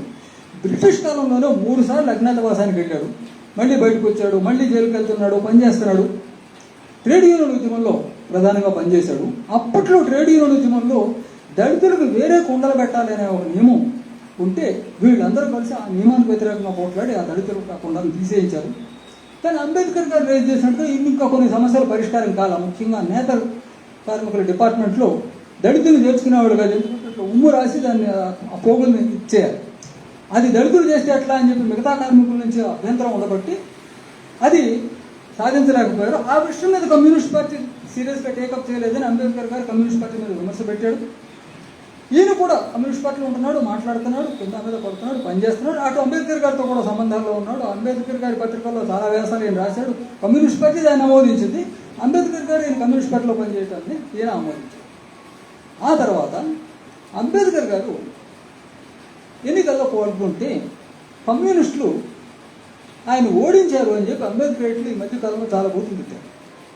ఇది ఏమిటో నాకు వివరాలు తెలియదు, ఏం జరిగిందో అప్పుడు అని. ఈయన పుస్తకంలోనే మొట్టమొదటిసారి ఏం జరిగిందో మాకు వివరం తెలిసింది. ఈయన ఏం చెప్పాడంటే అప్పట్లో 2 ఓట్లు ఉండేవి ఒక్కొక్క నియోజకవర్గంలో ఒక్కొక్క మనిషికి. ఒకటి రిజర్వ్డ్ వాటికి ఓటు వేయాలి, రిజర్వ్డ్ క్యాండిడేట్కి ఓటు వేయాలి. అదే నియోజకవర్గంలో నాన్ రిజర్వ్డ్ క్యాండిడేట్ కూడా ఒక 2 ఎన్నుకోవాలి. రిజర్వ్డ్ క్యాండిడేట్గా అంబేద్కర్ గారు పోటీ చేశారు. అవతల అంబేద్కర్ గారికి పోటీగా కాంగ్రెస్ వాడు పోటీ చేశారు. అన్రిజర్వ్డ్ క్యాండిడేట్గా డాంగే గారు పోటీ చేశారు, కాంగ్రెస్ వాడు పోటీ చేశారు. అప్పుడు కమ్యూనిస్ట్ పార్టీ అంబేద్కర్ గారికి ఒక విజ్ఞప్తి చేసింది, మనం కలిసి పనిచేద్దాం కాంగ్రెస్ వ్యతిరేకంగానే. కానీ అంబేద్కర్ గారు కలిసి రావాలి. ఆయన క్యాల్కులేషన్స్ వేసుకుని ఆయన ఎవరికి ఎక్కువ ఓట్లు ఉన్నాయని కమ్యూనిస్టుల కంటే కూడా కాంగ్రెస్ సోషలిస్ట్ వాదులతో ఉంటే తనకు ఎక్కువ లాభం అని అనుకుని ఆయన కాంగ్రెస్ సోషలిస్టులతో ఒప్పందం పెట్టుకుని పోటీ చేశాడు. కానీ కమ్యూనిస్టులతో పెట్టుకోవడానికి ఆయన సిద్ధపడ్డాడు. అప్పుడు కమ్యూనిస్ట్ పార్టీ ఏం చేసిందంటే ఆయన మనం పిలిస్తే కూడా రాలేదు, అందుకని అన్రిజర్వ్డ్ క్యాండిడేట్గా డాంగే గారు ఓటు వేయండి, రిజర్వ్డ్ ఓటు ఎవరికీ వేయబాకండి, మురగబెట్టండి అని కమ్యూనిస్ట్ పార్టీ చెప్పింది. ఎన్నికలు అయిపోయింది. ఎన్నికల్లో డాంగే గారు గెలవలేదు, అంబేద్కర్ గారు గెలవలేదు. 2 స్థానాలకి కాంగ్రెస్ వాడు గెలిచారు. అప్పుడు అంబేద్కర్ ఓడిపోవడానికి కమ్యూనిస్టుల కారణం కాదు, కాంగ్రెస్ సోషలిస్టులు చేసిన ద్రోహం కారణం అనేది రామచంద్రమౌళి గారు చెప్పింది. అందరూ కూడా ఆ రోజు వాళ్ళు అంగీకరించింది. ఇప్పుడు వీళ్ళు అంబేద్కర్ కమ్యూనిస్టులు ఓడించారంటున్నారు. సరే, ఎన్నికలు అయిపోయిన తర్వాత కమ్యూనిస్ట్ పార్టీలోనే అంతర్గత చర్చ జరిగి, అంబేద్కర్ గారితో కాదు, కమ్యూనిస్ట్ పార్టీలోనే అంతర్గత చర్చ జరిగి మనం తప్పు చేశాం, అంబేద్కర్ గారిని ఒక దళిత ఐక్యలుగా చూసి ఉండాల్సింది, ఆయన మనతో కలిసి రాకపోయినా ఆయన ఓట్లు వేయండి అని చెప్పాల్సింది, మనం తప్పు చేశాం, దానివల్ల ఆయన గెలిచేవాడా కాదు, అది వేరే విషయం, మన వరకు మనం ఈ పని చేస్తుంటే బాగుండేది అని కమ్యూనిస్ట్ పార్టీ తనకు తానుగా ఆత్మవిమర్శ చేసుకుని ఆయన కూడా చెప్పింది. ఇది ఇదే. ఆ తర్వాత ఇంకా అనేక మంది ప్రముఖులైనటువంటి దళిత నాయకుల్ని కమ్యూనిస్ట్ పార్టీలోకి తీసుకొచ్చిన ఆయన రామచంద్రమౌళి, గోదావరి పొరలేకర్ దంపతుల్ని వీళ్ళందరినీ తీసుకొచ్చింది రామచంద్రమౌళి. వీళ్ళందరూ ముందు అంబేద్కర్, అందులోంచి కమ్యూనిస్ట్ పార్టీలోకి వచ్చారు. అక్కడ ఇంకొక మాట కూడా మాట్లాడాడు. అంబేద్కర్ అనుచరుల్లో కొంతమంది కమ్యూనిస్ట్ పార్టీలోకి వచ్చారు, కొంతమంది కాంగ్రెస్లోకి వెళ్ళారు. కమ్యూనిస్ట్ పార్టీలోకి వచ్చిన వాళ్ళు ఐడియాలజికల్గా అంబేద్కర్ గారు చేసే ఉద్యమం మంచిదే అయినప్పటికీ అది సరిపోదు అని చెప్పి వచ్చి చేరిన వాళ్ళు. కాంగ్రెస్లోకి పోయిన వాళ్ళందరూ వ్యక్తిగతంగా అవకాశవాదులు, వాళ్ళు స్వలాభంతో వాళ్ళకి ఏదో పదవులు వస్తాయనో డబ్బులు వస్తాయనో ఇంకో దాంతోనో వాళ్ళు కాంగ్రెస్లో చేరారనే విశ్లేషణ రామచంద్రమౌళి గారు చేశారు. ఆ తర్వాత నేను పాల్ఘాట్ మహాసభలో మనం క్యాస్ట్ సమస్యకు ఇంకా ఎక్కువ ఇంపార్టెన్స్ ఇచ్చి ఉండాల్సింది, అంటరానితనానికి వ్యతిరేకంగా అంబేద్కర్ చేస్తున్న ఉద్యమంతో పాటుగా మనం కూడా సీరియస్గా చేసి ఉండాల్సిందే అని ఈయన ఒక ప్రతిపాదన పెట్టాడు. ఇది జరిగింది. చివరిదాకా ఆయన సిపిఎంలోనే ఉండి చనిపోయాడు. ఈ పుస్తకం చదవగానే నేను చెప్పింది ఏంటంటే, దీనిని అమ్మ నవన చదివించండి, విమర్శ ఉంటే ఉన్నది, సీరియస్గా పనిచేసిన 5 దశాబ్దాల పాటు ఎర్రజెండా పక్కన పనిచేసినాయని చెప్తే వింటాం, విమర్శిస్తే కూడా వింటాం. చేసిన వాడు చేయకుండా మాట్లాడితే ఎట్లా వినగలుగుతాం? ఎవరైనా చేసిన వాడు మాకు ఎవరు కూడా చాలామంది లాభం లేదు మాట్లాడి అంటున్నారు. మొన్ననే రాశాను నేను, అయ్యా మీరేం చేశారో ఇంత చేస్తే చెప్పండి, మీరు ఎక్కువ చేయకపోవచ్చు, కొంచెం చేశారని చెప్పండి. నాకు ఒక్క పూట అన్నం పెట్టిన వాళ్ళని కూడా నేను మర్చిపోలేదు. మీరు ఏం చేశారో చెప్పి ఆ తర్వాత మీరు కమ్యూనిస్టులకు అందరికీ సలహాలు ఇద్దరుగా అంటే అది మాత్రం చెప్పండి. ఇక్కడ మంగళగిరిలో రేఖా చంద్రశేఖరరావు గారు నేను ఒక ఆయన పెద్ద ఎత్తున లాల్ లేని మైకర్ అంటున్నాడు, గడియారం భార్గవ్ గారు అని ఆయన ఒక ఆయన కమ్యూనిస్ట్ పార్టీ ఫెయిల్యూర్కి అంతటికే కారణం ఈ దేశంలో కూడా సమస్యను అర్థం చేసుకోకపోవడం అని ఆయన అంటున్నాడు. ఆయన ఉద్దేశించాలి ఆయన రాస్తున్నాడు. ప్రాక్టికల్గా ఏం రాస్తున్నాడు ఆ భార్గవ్ గారు? కాంగ్రెస్ మహానుభావులు అంటున్నాడు, నెహ్రూ గారు మహానుభావులు అంటున్నాడు. అయ్యా నీకు దండం, నీకు నెహ్రూ గారంటే అంత ప్రేమ ఉంటే పోయి కాంగ్రెస్లో చేరు, మమ్మల్ని ఎందుకు చంపుతావు? మాకు ఏదో మేము చేసాం, నువ్వు కాంగ్రెస్లో కలవాలి, నువ్వు కలువు, ఎవరు అభ్యంతరం లేదు. కానీ దీనికోసం కమ్యూనిస్టులందరినీ బూతులు తిట్టాల్సిన అవసరం లేదే. సరే, ఇప్పుడు ఈ బ్యాక్గ్రౌండ్లో మనం దీన్ని ఎట్లా అర్థం చేసుకోవాలి? కుల నిర్మూలన కూడా అక్కడ నేను ఈరోజు ఈ పుస్తకం మీకు కావాలని చూపిద్దామని తీసుకొచ్చాను. ది ఆర్ట్ ఆఫ్ ఫిజిక్స్ అనే టైటిల్ చూసి ఈ పుస్తకాన్ని నేను ఇంటర్నెట్లో కొన్నాను. ఇది ఒక చెత్త పుస్తకం, దీనిని సీరియస్గా చదువుతున్నాను. చెత్త పుస్తకాన్ని ఎందుకు సీరియస్గా చదువుతున్నాను అంటే చెత్త పుస్తకాలు కూడా చదవాలి. దురదృష్టవశాత్తు మనలో చాలామంది మార్క్సిజమే చదవటం మానేసి, కానీ మార్క్సిజమే కాదు, నేను మార్క్సిస్ట్ వ్యతిరేకులు పచ్చి కమ్యూనిస్ట్ వ్యతిరేకులు రాసిన ఒక 100 పుస్తకాలని చదువుతున్నాను. ఇందులో ఈయన ఏం చెప్తున్నాడంటే, ఈయన క్యాపిటలిస్ట్ ఫిలాసఫీని సమర్థించడం కోసం ఫిజిక్స్ను మొత్తాన్ని విపరీతంగా దుర్వినియోగం చేశారు. వాడు ఎట్లా దుర్వినియోగం చేస్తారో కూడా తెలుసుకోవడం కోసం చదువుతున్నాను. అంబేద్కర్ గారు రాసిన కుల నిర్మూలన వ్యాసాన్ని చదివాను. ఇప్పుడు కాదు, నేను ఇప్పుడు 40లోనే చదివాను, 40 సంవత్సరాల క్రితమే చదివాను, వాళ్ళు చదవడం కాదు. చదివాము, బాగానే ఉంది, అయినా కుల వ్యవస్థకు వ్యతిరేకంగా మాట్లాడాడు. కానీ ఇప్పుడు ఏం చేయాలంటాడు? నాకేం అర్థం కాదు. అందరూ కుల నిర్మూలన అని టైటిల్ పెట్టారు, కులం ఎట్లా పోతుంది? దీనికేం ఆన్సర్ లేదు. ఎవరు చేసుకోవాలి? అది కదా క్వశ్చన్. కులాంతర వివాహం చేసుకోవాలి, చాలా మంచి మాట. ఎవరు చేసుకోవాలి, ఎందుకు చేసుకోవాలి, అది సమస్య. ఎవరు చేయగలరు కులాంతర వివాహాలు? ఎవరు చేయగలరు కులాంతర వివాహాలు? అది కదా ప్రశ్న. కులాంతర వివాహాలు చేసుకోవద్దని ఎవరు అంటారు? నాకు ఒక మిత్రుడు ఉన్నాడు, ఆయన అంబేద్కర్. ఆయన ఈ మధ్యన అంబేద్కర్ అంటే మానేసి విప్లవ రాజకీయాలను ఎక్కువ మాట్లాడుతున్నాడు అండి. ఈయన నాకు మొట్టమొదటిసారి పరిచయం అయినప్పుడు హైదరాబాద్లో ఒక 10 మంది కూర్చున్నాం సార్, ఒక 5-6 సంవత్సరాల క్రితం. ఆ మధ్యలో ఆర్గ్యుమెంట్లో ఈయన అంబేద్కర్ ఆర్గ్యుమెంట్ కనపడతానే ఉంది. అప్పుడు ఆయన, నేను ఉస్మానియా యూనివర్సిటీలో పిహెచ్డీ చేస్తున్నాను, నీ పిహెచ్డీ టాపిక్ ఏంటి సోదరా అని అడిగితే ఆయన ఏం చెప్పాడంటే, కమ్యూనిస్టులు ఎన్ని కులాంతర వివాహాలు చేసుకున్నారు అనేది నా టాపిక్. సరే, మంచి మాట చెప్తున్నావు. అయితే ఒక కమ్యూనిస్టులే ఎందుకు స్టడీ చేస్తున్నావు నువ్వు? కమ్యూనిస్టులు ఎన్ని చేసుకున్నారు, కాంగ్రెస్ వాళ్ళు ఎన్ని చేసుకున్నారు, అంబేద్కరేట్లు ఎన్ని చేసుకున్నారు అనే కంపారిటివ్ స్టడీ చేస్తే అందులోంచి ఏమైనా పాయింట్ వస్తుంది కదా, నువ్వు ఒక్క కమ్యూనిస్టుల మీద ఎందుకు చేస్తున్నావు అని అంటే ఆయన దగ్గర ఆన్సర్. సరే, ఓకే చేస్తున్నావు, మరి కమ్యూనిస్టులు 100కి 100 పాళ్ళు చేసుకున్నారు కదా అని అన్నాను. ఎక్కడ చేసుకున్నారు? ఎక్కడ చేసుకోవడం? అందరం చేసుకున్నాం కమ్యూనిస్ట్ పార్టీలో. అసలు అడవిలో అయితే ఆదివాసీలు అమ్మాయిలు అసలు పెళ్లి చేసుకోవద్దు, ఒకవేళ చేసుకుంటే ఆదివాసీలు మాత్రమే చేసుకోండి అని చెప్పి రూలు పెట్టి మరీ చేసుకుంటున్నాను అంటే నేను వాళ్ళ గురించి మాట్లాడలేదు. మరి ఎవరి గురించి మాట్లాడుతున్నావు? విరసవాళ్ళ గురించి మాట్లాడుతున్నావు. వీళ్ళు ఎక్కడ చేసుకున్నారు? అప్పుడు నేను ఒక మాట అన్నా, విరసవాళ్ళ కమ్యూనిస్టులు ఎదురవుతారు అంటే అదేంటి విరసవాళ్ళే కదా అన్నింటిలో మాట్లాడుతున్నారు. నేను వాళ్ళేనా కమ్యూనిస్టులు? విరసవాళ్ళు పెట్టి బూర్జువా మేధావులు, ఇంకా మాట్లాడితే బూర్జువా మేధావులు. అటువంటి బూర్జువా మేధావులను కూడా పట్టుకొచ్చి నీ దొడ్లో కట్టేసి దళితులకు సేవ చేయించేదే కమ్యూనిస్ట్ పార్టీ. అంతేకాని వాళ్ళే కమ్యూనిస్ట్ ఎట్లా అవుతారయ్యా అని అంటే ఆయన ఆన్సర్ చెప్పారు. ఆ తర్వాత రెండోసారి మళ్ళీ ఆయనతో ఒకసారి ఫోన్ చేసి, ఇదే ఈ రామచంద్ర మౌర్య గారి పుస్తకాన్ని నేను రెండోసారి చదువుతున్నప్పుడు ఇంతకీ అంబేద్కర్స్ ఏమంటారు, వాళ్ళ డిమాండ్ ఏంటి, మీరు ఈ పని చేయాలి, మీరు డిమాండ్ పెట్టాలి, లేకపోతే ఈ కార్యక్రమం చేయాలి అని ఉండాలి కదా, లేకపోతే ఊరికే విమర్శిస్తూ ఉపయోగం ఏంటి అని. సరే ఏం మాట్లాడతారు అని ముందు మన ప్రజాకాంక్ష కృష్ణ ఫోన్ చేశా. కృష్ణ ఫోన్ దొరకకపోతే ఎవరితో మాట్లాడదాం, ఇతనితో మాట్లాడదాం, ఇతను ఫోన్ చేసి ఏమంటున్నారు సోదరా, మేము తెలంగాణలో మేము ఏం చేసాము, మా యాక్టివిటీస్ మీకు తెలుసు కదా, ఇంకా నువ్వు అదనంగా ఏం చేయాలనుకుంటున్నావు అని అంటే ఆయన ఏం చెప్పాడంటే, మాకు నాయకత్వం ఇచ్చేయండి అన్నాడు. నాయకత్వం ఇచ్చేయండి అంటే ఇవ్వడానికి నేనే ఉండి నా దగ్గర ఉందా, నేనే అసలు పార్టీకి రాజీనామా చేసి బయటకు వచ్చాను, మాకు నాయకత్వం ఇచ్చేయండి అంటే నీకు ఎవరు వాళ్ళు నువ్వు పని చేస్తే వస్తుంది అన్న. ఇవన్నీ దొంగ మాటలు, మోసపూరితమైన మాటలు, మీరు చస్తే ఎవరు అని మాట్లాడు. సరే ఈ చర్చ ఇంతటితోనే అయితే పర్లేదు, తను ఏమో చెప్తున్నాడు అర్థమవుతూనే ఉంది స్పష్టంగా. అక్కడి నుంచి ఏమన్నా అంటే, అసలు మాకు కమ్యూనిస్ట్ పార్టీ అక్కర్లేదు, మీ ఆఫీస్ మూతేయండి అన్నాడు. ఊరు బాబు ఇది ఇంకేం మాట్లాడడానికి ఏం లేదు అసలు టాపిక్. సరే సోదరికి మానేద్దాం, నేను చెప్పదలుచుకున్న నాకు అర్థమైంది అంటే ఆగకుండా ఏమన్నా అంటే, విను, ఎందుకు వినవు నువ్వు, నీకు పొగరు, మీకు అందరికీ పొగరు, మేము మాట్లాడితే మీరు సహించలేదు.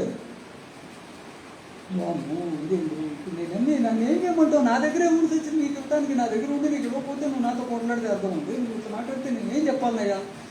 మా దగ్గరికి మొట్టమొదటి క్రిస్టియన్ మిషనరీలు వచ్చారు, వాళ్ళ స్వలాభం కోసం వచ్చారు, తర్వాత కమ్యూనిస్టులు వచ్చారు, మీ స్వభావం కోసం వచ్చారు, ఇప్పుడు ఆర్ఎస్ఎస్ వాళ్ళు వస్తున్నారు, వాళ్ళ స్వభావం కోసం వస్తున్నారు, మాకు మీరు ఎవరు అక్కర్లేదు, మాది మేము చూసుకుంటాం. సరే సోదరికి ఆపేద్దాం, ఇంతకు మించి చర్చ జరిగితే మన వ్యక్తిగత సంబంధాలు కూడా దెబ్బతింటాయి అని చెప్పి ఎంత మాట్లాడినా ఆయన ఆపకపోతే చివరికి ఇప్పుడు నేనే ఫోన్ కట్ చేశాను. ఆ తర్వాత ఆయన చేసిన ఒక ప్రముఖమైన విషయం ఏంటంటే, గద్దర్ మీద విపరీతంగా దుర్భాషలాడుతూ రాశారు. గద్దరు మీద ఈయన దుర్భాషలాడాల్సిన అవసరం ఏమొచ్చింది, ఈయనకేం నష్టం చేశాడు గద్దరు, అది వాళ్ళే చెప్పాల్సిన సమాధానం, వాళ్ళు ఎప్పుడు చెప్తారో చెప్పనండి. సో ఈ చర్చల నుంచి మనం ఏం అర్థం చేసుకోవాలి, ఇది నేను ఒక సందర్భంలో మాట్లాడుతూ, కులానికి వ్యతిరేకంగా పోరాడాల్సిన అవసరం ఉంది, ఎవరు పోట్లాడతారో ఇంకో ముఖ్యమైన ఉంది. కాసిం గారు ఒకసారి ఆయన మాట్లాడేదాన్ని యూట్యూబ్ వీడియోలో ఏమన్నా, ఆ యూట్యూబ్ వీడియోలో ఏమన్నా అంటే, కారంచేడు దళిత పులులమ్మ, కారంచేడు భూస్వాములతో కలబడి నిలబడి పోరు చేసిన దళిత పులులమ్మ అనే పాటని నేను చాలాసార్లు పాడబట్టి నేనే రాశానని చాలామంది అనుకుంటున్నారు. ఇది నేను రాయలేదు, ఇది గద్దర్ రాశాడు. రెండోది, దగ్గుబాటి చెంచురామయ్యని చంపింది దివాకర్. అని చెప్పాడు. దివాకర్కి ఆ కేసుకి ఏం సంబంధం లేదు. సరే ఏదో ఒకటి చెప్పాడు. కమ్యూనిస్ట్ పార్టీలు ఎవరు చేశారని దానికి ప్రాముఖ్యత లేదు, పార్టీ చేసిందనే చెబుతాం. సరే ఇంకొక మాట ఏమన్నాడు, చాలా ముఖ్యమైన మాట. దివాకర్ చేశాడు. ఎందుకు దివాకర్ చేయగలిగాడంటే దళితుల బాధలు దళితులకే అర్థమవుతాయి అని చెప్పి కాసిం గారు మాట్లాడారు. దళితుల బాధలు దళితులకే అర్థమవుతాయి అనే మాటకు అర్థం ఏంటి? మరి మీ అందరికీ ఏమర్థమవుతుందో నాకు తెలియదు, కానీ నాకేమర్థమవుతుందంటే దళితుల బాధలు దళితులకే అర్థమవుతాయి అని అంటే ఈ కులం అప్పటికి పోదు అని అర్థమవుతాను. దళితుల బాధలు దళితులకే అర్థమైనంత కాలం కులం ఎట్లా పోతుందండి? కులం పోదు, అది ఎప్పటికే పోదు. అది ఆయన అర్థం చేసుకుని మాట్లాడుతున్నాడో అర్థం చేసుకోకుండా మాట్లాడుతున్నాడో నాకు తెలియదు. లేకపోతే ఒక ట్రెండ్ కోసం, ఒక పబ్లిసిటీ కోసం, లేకపోతే ఒక ఉపన్యాసం ఊపులో మాట్లాడుతున్నాడో నాకు తెలియదు. కానీ ఆ మాటలో చాలా అర్థం ఉంది. అందుకే కమ్యూనిస్ట్ పార్టీ ఆ మాట అన్నారు. వాడు ఏ కులంలో పుట్టినా వాడిని తెచ్చి నీ దొడ్లో కట్టేసి దళితులకు సేవ చేయించేదే కమ్యూనిస్ట్ పార్టీ. ఆ పని చేయించలేకపోతే అది కమ్యూనిస్ట్ పార్టీ కాదు. దళితుల బాధలు దళితులకే అర్థమవుతాయి అని మాట్లాడుతుంది. అందుకే ఇవాళ మాల సంఘాలు, మాదిక సంఘాలు ఫేస్బుక్లో మధ్యన మాల రంజా కొడక నేనేం చేస్తానంటే అని ఒకడంటే, మాల రంజా ఉండా నేనేం చేస్తానంటే అచ్చి భూతం పెట్టుకునే పరిస్థితి ఎందుకు వచ్చింది? ఎక్కడి నుంచి వచ్చింది? ఇది ఎప్పుడు కమ్యూనిస్ట్ పార్టీలో రావాలి. మరి కమ్యూనిస్ట్ పార్టీ కులాన్ని ఎట్లా పోగొట్టాలి? వ్యవసాయ కులం చేసిన దగ్గర నుంచి మేము చేసిన ప్రయత్నంలో ఎంతవరకు సక్సెస్ అయ్యామో, ఎక్కడ లోపం జరిగింది, ఇంకా ఏం చేయగలం అని మాలో మేమే ఆలోచించుకుంటే నాకు అర్థమైన 2 విషయాలను మేము చేయలేకపోయాం. చేయాల్సిన అవసరం ఉన్నది. ఒకటి, తెలంగాణలో మన ఉద్యమం బలపడ్డ తర్వాత పెద్ద ఎత్తున కులాంతర వివాహాలు చేయించి ఉండాల్సింది. అవకాశం వచ్చింది, అది ఆంధ్రలో రాలా.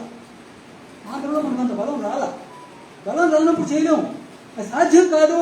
అది మీరు అన్నదానికి కులాంతర వివాహాలు చేయాలన్నారు అంబేద్కర్ గారు. సాధ్యం కాదు. అది అంబేద్కర్ గారికి సాధ్యం కాదు, కమ్యూనిస్ట్ పార్టీకి కూడా సాధ్యం కాదు. మన లోపల అంతర్గతంగా మనం చేసుకోవడం వేరు, కానీ సమాజంలో చేయలేం మనం. కానీ మనకు బలం వచ్చినప్పుడు, ఊళ్ళోంచి దొరలందరూ పారిపోయినప్పుడు, అప్పుడు మనం ఆ దీన్ని మనం తీసుకుని ఉండాల్సింది. మనం అక్కడ చేయలేకపోతే ఏ కారణం వల్ల కానీ మనం అక్కడ వెనకబడ్డాం. ఈసారి మనకు ఆ అవకాశం వస్తే ఖచ్చితంగా చేయాలి అనేది ఒకటి. రెండో ముఖ్యమైన పాయింట్, కుల నిర్మూలనకి సరైన వేదిక ఏమిటి? సరైన వేదిక ట్రేడ్ యూనియన్ అని నేను అనుకుంటున్నాను. నేను ఈ మాట అంటే కామ్రేడ్ గుడ్డు ప్రభాకర్ కూడా నా మీద అసంతృప్తితో కోపము వ్యక్తం చేశాడు. నువ్వు సిపిఎం వాడు మాట ఏంటి మాట్లాడుతున్నావు? సిపిఎం వాళ్ళు ఆ మాట ఎందుకన్నారు? ఇప్పుడు అన్నది వాడు. ట్రేడ్ యూనియన్ కులానికి వ్యతిరేకంగా పోరాడటానికి కూడా వేదిక కావాలి. ఎందుకు మాట అంటున్నానంటే, కామ్రేడ్ పోలార్ ఉన్నాడు ఇక్కడ, నేను ఏలూరు జూట్ మిల్లో పనిచేశాను. సరే, ఆ పని చేసినప్పుడు మేము కొంత అతివాదపరమైన చర్యలు చేయలేదా లేదా అని అంటే అది వేరే విషయం.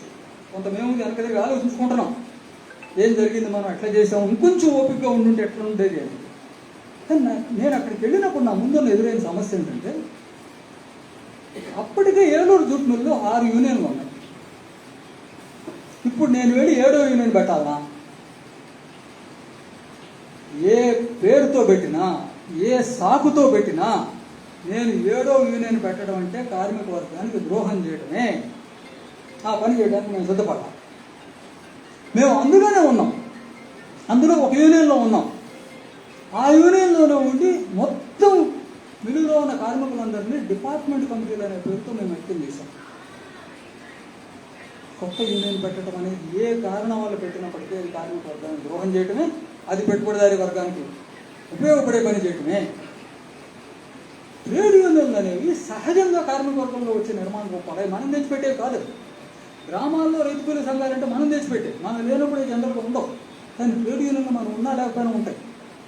ఆ ట్రేడ్ యూనియన్లో వర్కింగ్ క్లాస్కి అర్థం చేయాలి, ఎంతకాలం అయితే కులం ఉంటుందో అంతకాలం మనం సాధించిన ఐక్యతనంటే ఒక్క దెబ్బకి వాడి నాశనం చేయగలడు అనే ఎడ్యుకేషన్ మనం వర్కింగ్ క్లాస్కి ఇవ్వాలి. కులానికి వ్యతిరేకంగా పోట్లాడితే మరి వర్కింగ్ క్లాస్లో చిలుకలు రావా? వస్తాయి. మరి అది మంచిదా? మంచిది, చెడ్డది కూడా. అందుకని ఎప్పుడు పోట్లాడాలి, ఎప్పుడు రాజీ చేసుకోవాలో ఆ వర్కింగ్ క్లాసే నేర్చుకుంటాం. ఎంతవరకు పోట్లాడాలి, ఎక్కడ ఆగాలి అనేది ఆ వర్కింగ్ క్లాసే తన అనుభవం నుంచి నేర్చుకుంటుంది. కానీ ట్రేడ్ యూనియన్ అనేది ఎంతకాలం అయితే సమాజంలో కులం ఉంటుందో అంతకాలం మన ఐక్యతను పెట్టుబడిదారి వర్గం దెబ్బతీయగలుగుతుందని చెప్పి కార్మిక వర్గానికి ట్రైనింగ్ ఇవ్వడానికి ఉపయోగపడే చాలా గొప్ప సంస్థ ట్రేడ్ యూనియన్. ఆ ట్రేడ్ యూనియన్ ఆ రూపంలోకి తీసుకెళ్ళాలి. మనం సిపిఎం లాగా ఆర్థిక పోరాటాలను అన్నిటిని చేయకూడదు. అందుకని కులం పేరెత్తితే చీరుకు వస్తుందని భయపడకూడదు. కులాన్ని పేరుతో చివరికి మాదిగా అని చెప్పి తిట్టుకునే దగ్గరికి తీసుకుని వెళ్ళకూడదు. ఈ రెంటికి మధ్య మనం కుల నిర్మూలన చేయడం అనేది మన ముందున్న రక్షణ అవసరం. కుల నిర్మూలన చేయకుండా భారతదేశంలో పీడిత వర్గాలను ఐక్యం చేయడం అనేది సాధ్యం కాదు. కారంచేడు ఉద్యమం నుంచి, సుండూరు ఉద్యమం నుంచి, వాళ్ళు చేసిన బలి త్యాగాల నుంచి మనం నేర్చుకోవాల్సిన పాఠం అది. రెండు ఎక్స్ట్రీమ్లకు పోతే కూడా మనం తప్పి అసలు కులం పేరెత్తితేనే వర్గ పోరాటం పోయి కుల పోరాటం వస్తుందేమో అని భయపడటం ఒక రోజునైతే ఇవాళ దాదాపుగా అన్ని కమ్యూనిస్ట్ పార్టీలు కులం సమస్యని ఫోన్ చేసుకుని మాట్లాడుతూ ఉన్నారు. ఇప్పటికీ వాళ్ళు మాట్లాడుతున్న సవ్యంగా మాట్లాడుతున్నారని నేను అనుకోవట్లా. కుల వ్యతిరేక పోరాటం జరగవలసిన అవసరం ఉన్నది. ప్రతి కుల వ్యతిరేక పోరాటంలోనూ కమ్యూనిస్ట్ పార్టీ సభ్యులు ముందుండాలి. అట్లా ఉండని వాడెవడు కమ్యూనిస్టే కాడు, వాడిని తీసవలో వాడే. ఆ మాట అనవలసిన అవసరం ఒకవేళ సిపిఎంలో ఉన్నదేమో నాకు తెలియదు, కానీ మా దగ్గరే తెలియదు. అట్లా ఎవడో కూడా అందులో వెనకాడతాడని చెప్పి నేను అనుకున్నాను. అయితే మీరు ఒక మాట అనొచ్చు, కమ్యూనిస్టులు అందరూ పవిత్రం అయిపోయారా, మీకేమి కులభావాలు లేవా? ఉండకుండా ఎట్లుంటాయి? మాలామాదిగుల మధ్య లేవు. మాలామాదిగుల మధ్య ఐక్యత దేవడం అంత తేలిగ్గా ఉండదా? మరి కమ్యూనిస్టులు కూడా అతీతులు కాదు కదా, పొదు సమాజంలో బ్రతుకుతున్నాం కనుక ఆ భావాలు మన మీద పడకుండా ఎట్లుంటాయి? పడితే అక్కడ నిలబడి కొట్లాడే హక్కు కమ్యూనిస్ట్ పార్టీలోనే ఉన్నాం. అది బయట సమాజంలో ఉండదు. పడచ్చు, కానీ కమ్యూనిస్ట్ పార్టీలు నీకు ఉంటాయి. నీకు ఆ హక్కు ఉన్నది. ఇక్కడే నిలబడాలి, నీ హక్కు కోసం పోరాడాలి. కుల నిర్మూలన కావాలి. కులం ఉన్నంతకాలం కమ్యూనిస్ట్ పార్టీ గెలవదు అనేది చాలా ముఖ్యమైనటువంటి సత్యం. ఆ కులాన్ని మనం అధిగమించి తీరాలి. అట్లాగే అసలు మార్క్సిజం అంటే ఇవాళ ప్రపంచవ్యాప్తంగా మళ్ళీ మార్క్సిజం చేసింది. మీ అందరూ కోసం చూస్తూనే ఉంటారు. ప్రపంచానికి నిప్పు అంటుకుంది. ఎక్కడ అంటుకుంది నిప్పు? ఆసియా, ఆఫ్రికా, లాటిన్ అమెరికాలో కాదు, అమెరికాకు అంటుకుంది నిప్పు, యూరోప్కి అంటుకుంది నిప్పు. పెద్ద పెట్టిన ఉద్యమాన్ని మొదలైనవి అక్కడ. అది ఏం జరగబోతుందో మనం అందరం చూస్తూ ఉన్నాం. అయితే కమ్యూనిస్ట్ పార్టీ చాలా బలహీనంగా ఉండబట్టి అది ఏం జరుగుతుందో చూద్దాం. మంచిగా జరగాలని, సోషలిజం రావాలని మనం కోరుకుంటాం. అందుకని మార్క్సిజం మళ్ళీ పైకి లేసి వస్తాం. మార్క్సిజం ఒక విశిష్టత ఏంటి? ప్రపంచ చరిత్రలో విప్లవకారుల్లో మార్క్స్ మొదటివాడు కాదు, చివరివాడు కాదు. మార్క్స్కి ఒక విశిష్టత ఉంది. స్పార్టకస్ కాలం నుంచి ఇంకా అంతకన్నా ముందు నుంచి బానిస తిరుగుబాటు జరుగుతూనే ఉన్నాయి. ఇది మన దేశంలో చార్వాకుడు, శూద్ర జంబూకుడు, ఎప్పటి నుంచో ఉద్యమాలు ఉన్నాయి. గౌతమ బుద్ధుడు, ఈ ఉద్యమాలన్నీ ఉన్నాయి. ఈ ఉద్యమాలన్నిటికీ మార్క్సిజానికి ఉన్న తేడా ఏంటంటే, మార్క్స్ శ్రామిక వర్గానికి ఒక తత్వశాస్త్రాన్ని అందించాడు. తత్వశాస్త్రాన్ని అందించాడు.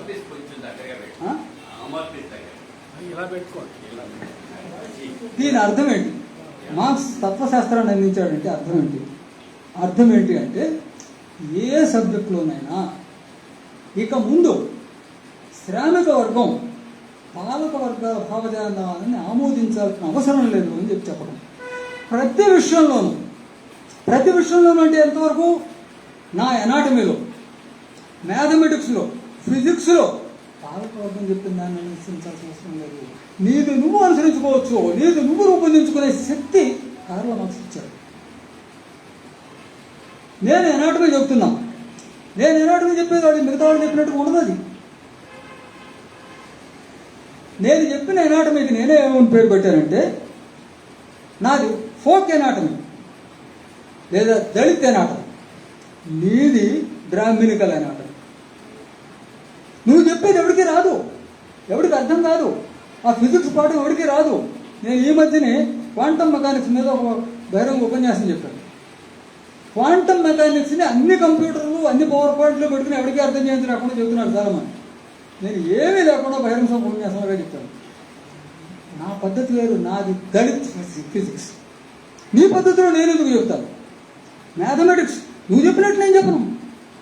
ఎందుకంటే మార్క్సిజం నాకు పూర్తిగా ఇంకొక టెలిస్కోప్ని ఇచ్చింది. నాకు దాన్ని చూసే విధానం చాలా వేరుగా ఉంటుంది, నువ్వు చెప్పినట్టుగా ఉంటుంది. అది ఇటువంటి శక్తి ప్రపంచ చరిత్రలో శ్రామిక వర్గానికి ఇచ్చింది ఒక్క మార్క్సిస్ట్ సిద్ధాంతమే. ఫ్రెంచ్ విప్లవాన్ని గురించి అంబేద్కర్ గారు పొగిడారు, కార్ల్ మార్క్స్ కూడా పొగిడారు. అంబేద్కర్ గారు పొగిడింది అదంతా మంచి చేసింది అనే పద్ధతిలో పొగిడాడు. కార్ల్ మార్క్స్ ఏం చెప్పాడు? అది మంచి చేయడంతో పాటుగా ఫ్రెంచ్ విప్లవ ప్రకటిత లక్ష్యాలు ఎక్కడ విఫలమైనయో కూడా చెప్పాడు. ఎందుకు విఫలమైనయో చెప్పాడు. ఎందుకు విఫలమైనయో చెప్పి నిజమైన స్వాతంత్రం, శుభ్రతత్వం, స్వేచ్ఛ అని ఫ్రెంచ్ విప్లవం ఏదైతే చెప్పిందో అది పూర్తి వర్గం తేలేదని చెప్పాడు. దానిని తేగలిగిన శక్తి కార్మిక వర్గానికి మాత్రమే ఉన్నదని చెప్పాడు.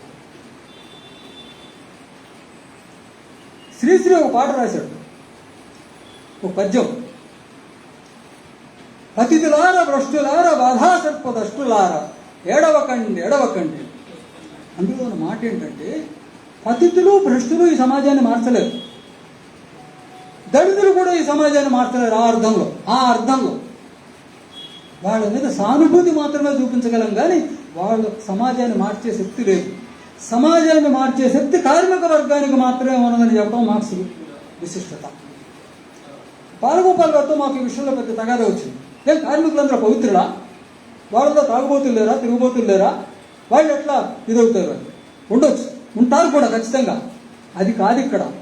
వాళ్ళకు వర్గ చైతన్యం పొందినప్పుడు ఈ సమాజంలో ఉన్న కుళ్ళు మొత్తాన్ని తుడిచివేయగలిగిన శక్తి కార్మిక వర్గానికే ఉన్నది. అది మరి పేద రైతులు, వ్యవసాయకులకు కూడా లేదు. వాళ్ళు కూడా పేదరికాన్ని అంతకంటే ఎక్కువ అనుభవిస్తున్నప్పటికీ కార్మిక వర్గానికి మాత్రమే ఉన్నది. ఎందుకు కార్మిక వర్గానికి మాత్రమే ఉన్నది అంటే, కార్మిక వర్గం పూర్తిగా కొత్త వర్గం పెట్టుబడిదారీ విధానం రూపొందించింది. కార్మిక వర్గం అధికారంలోకి వస్తే, రైతులు, వ్యవసాయ కూలీలు అధికారంలోకి వచ్చారనుకోండి, వాళ్ళు ఏం చేస్తారు? భూమి పంచుకుందాం అంటారు. తలా ఒక ఎకరం పంచుకుందాం అనుకుంటారు. అంటే అర్థం ఏంటి? తిరిగి మళ్ళీ వ్యక్తిగత ఆస్తి పెడుతున్నారు అక్కడ. అదే కార్మిక వర్గం అధికారంలోకి వచ్చిందనుకోండి, రైల్వే కార్మికులు అధికారంలోకి వచ్చారు, లేదా ఒక cement factory Eluru jute mill కార్మికులు అధికారంలోకి వచ్చారు. వస్తే వాళ్ళు జూట్ మిల్ తలా ఒక చక్కలు ఒప్పుకుని పోతారా? పోరు. అది అర్థం లేనిది. మరి ఏం చేయాలి? కార్మిక వర్గం చేయగలిగిన ఒకే ఒక పని, ఆ మొత్తం యాజమాన్యం మీద సమిష్టి యాజమాన్యాన్ని ఏర్పాటు చేయడం తప్ప ఇంకేమీ చేయలేరు వాళ్ళు. అంటే సమాజంలో ఉన్న అన్ని చెడుల్ని, అన్ని రుగ్మతల్ని, అన్ని అసమానతల్ని, అన్ని కుష్ఠరోగాల్ని సమూలంగా నిర్మూలించి అంతకంటే ఉన్నతమైన సమాజాన్ని నిర్మించగలిగిన శక్తి కార్మిక వర్గానికి మాత్రమే ఉన్నది అని చెప్పడం కార్ల్ మార్క్స్ గొప్పతనం. కులాన్ని నిర్మూలించడానికి కూడా మనకు అద్భుతమైన ఉదాహరణ కార్మిక వర్గమే. కార్మిక వర్గం ఏర్పాటు చేసుకున్నటువంటి ట్రేడ్ యూనియన్ సంస్థలే ఉదాహరణ. అయితే కార్మికులు ఉన్నంత మాత్రం వాళ్ళ కులం పోయిందో పోదు. కార్మిక వర్గం చైతన్యమైనప్పుడు, తన వర్గ ప్రయోజనాన్ని తాను స్పష్టంగా అర్థం చేసుకున్నప్పుడు, ఈ కులాన్ని పోగొట్టుకుంటే తప్ప నా ప్రయోజనాలు నెరవేరవని చెప్పి కార్మిక వర్గం గుర్తించిన రోజున వాళ్ళు దాన్ని నిర్మూలించగలిగిన శక్తిని పొందుతారు. అందుకని ట్రేడ్ యూనియనే ఒక మంచి నిర్మాణ రూపం కూడా.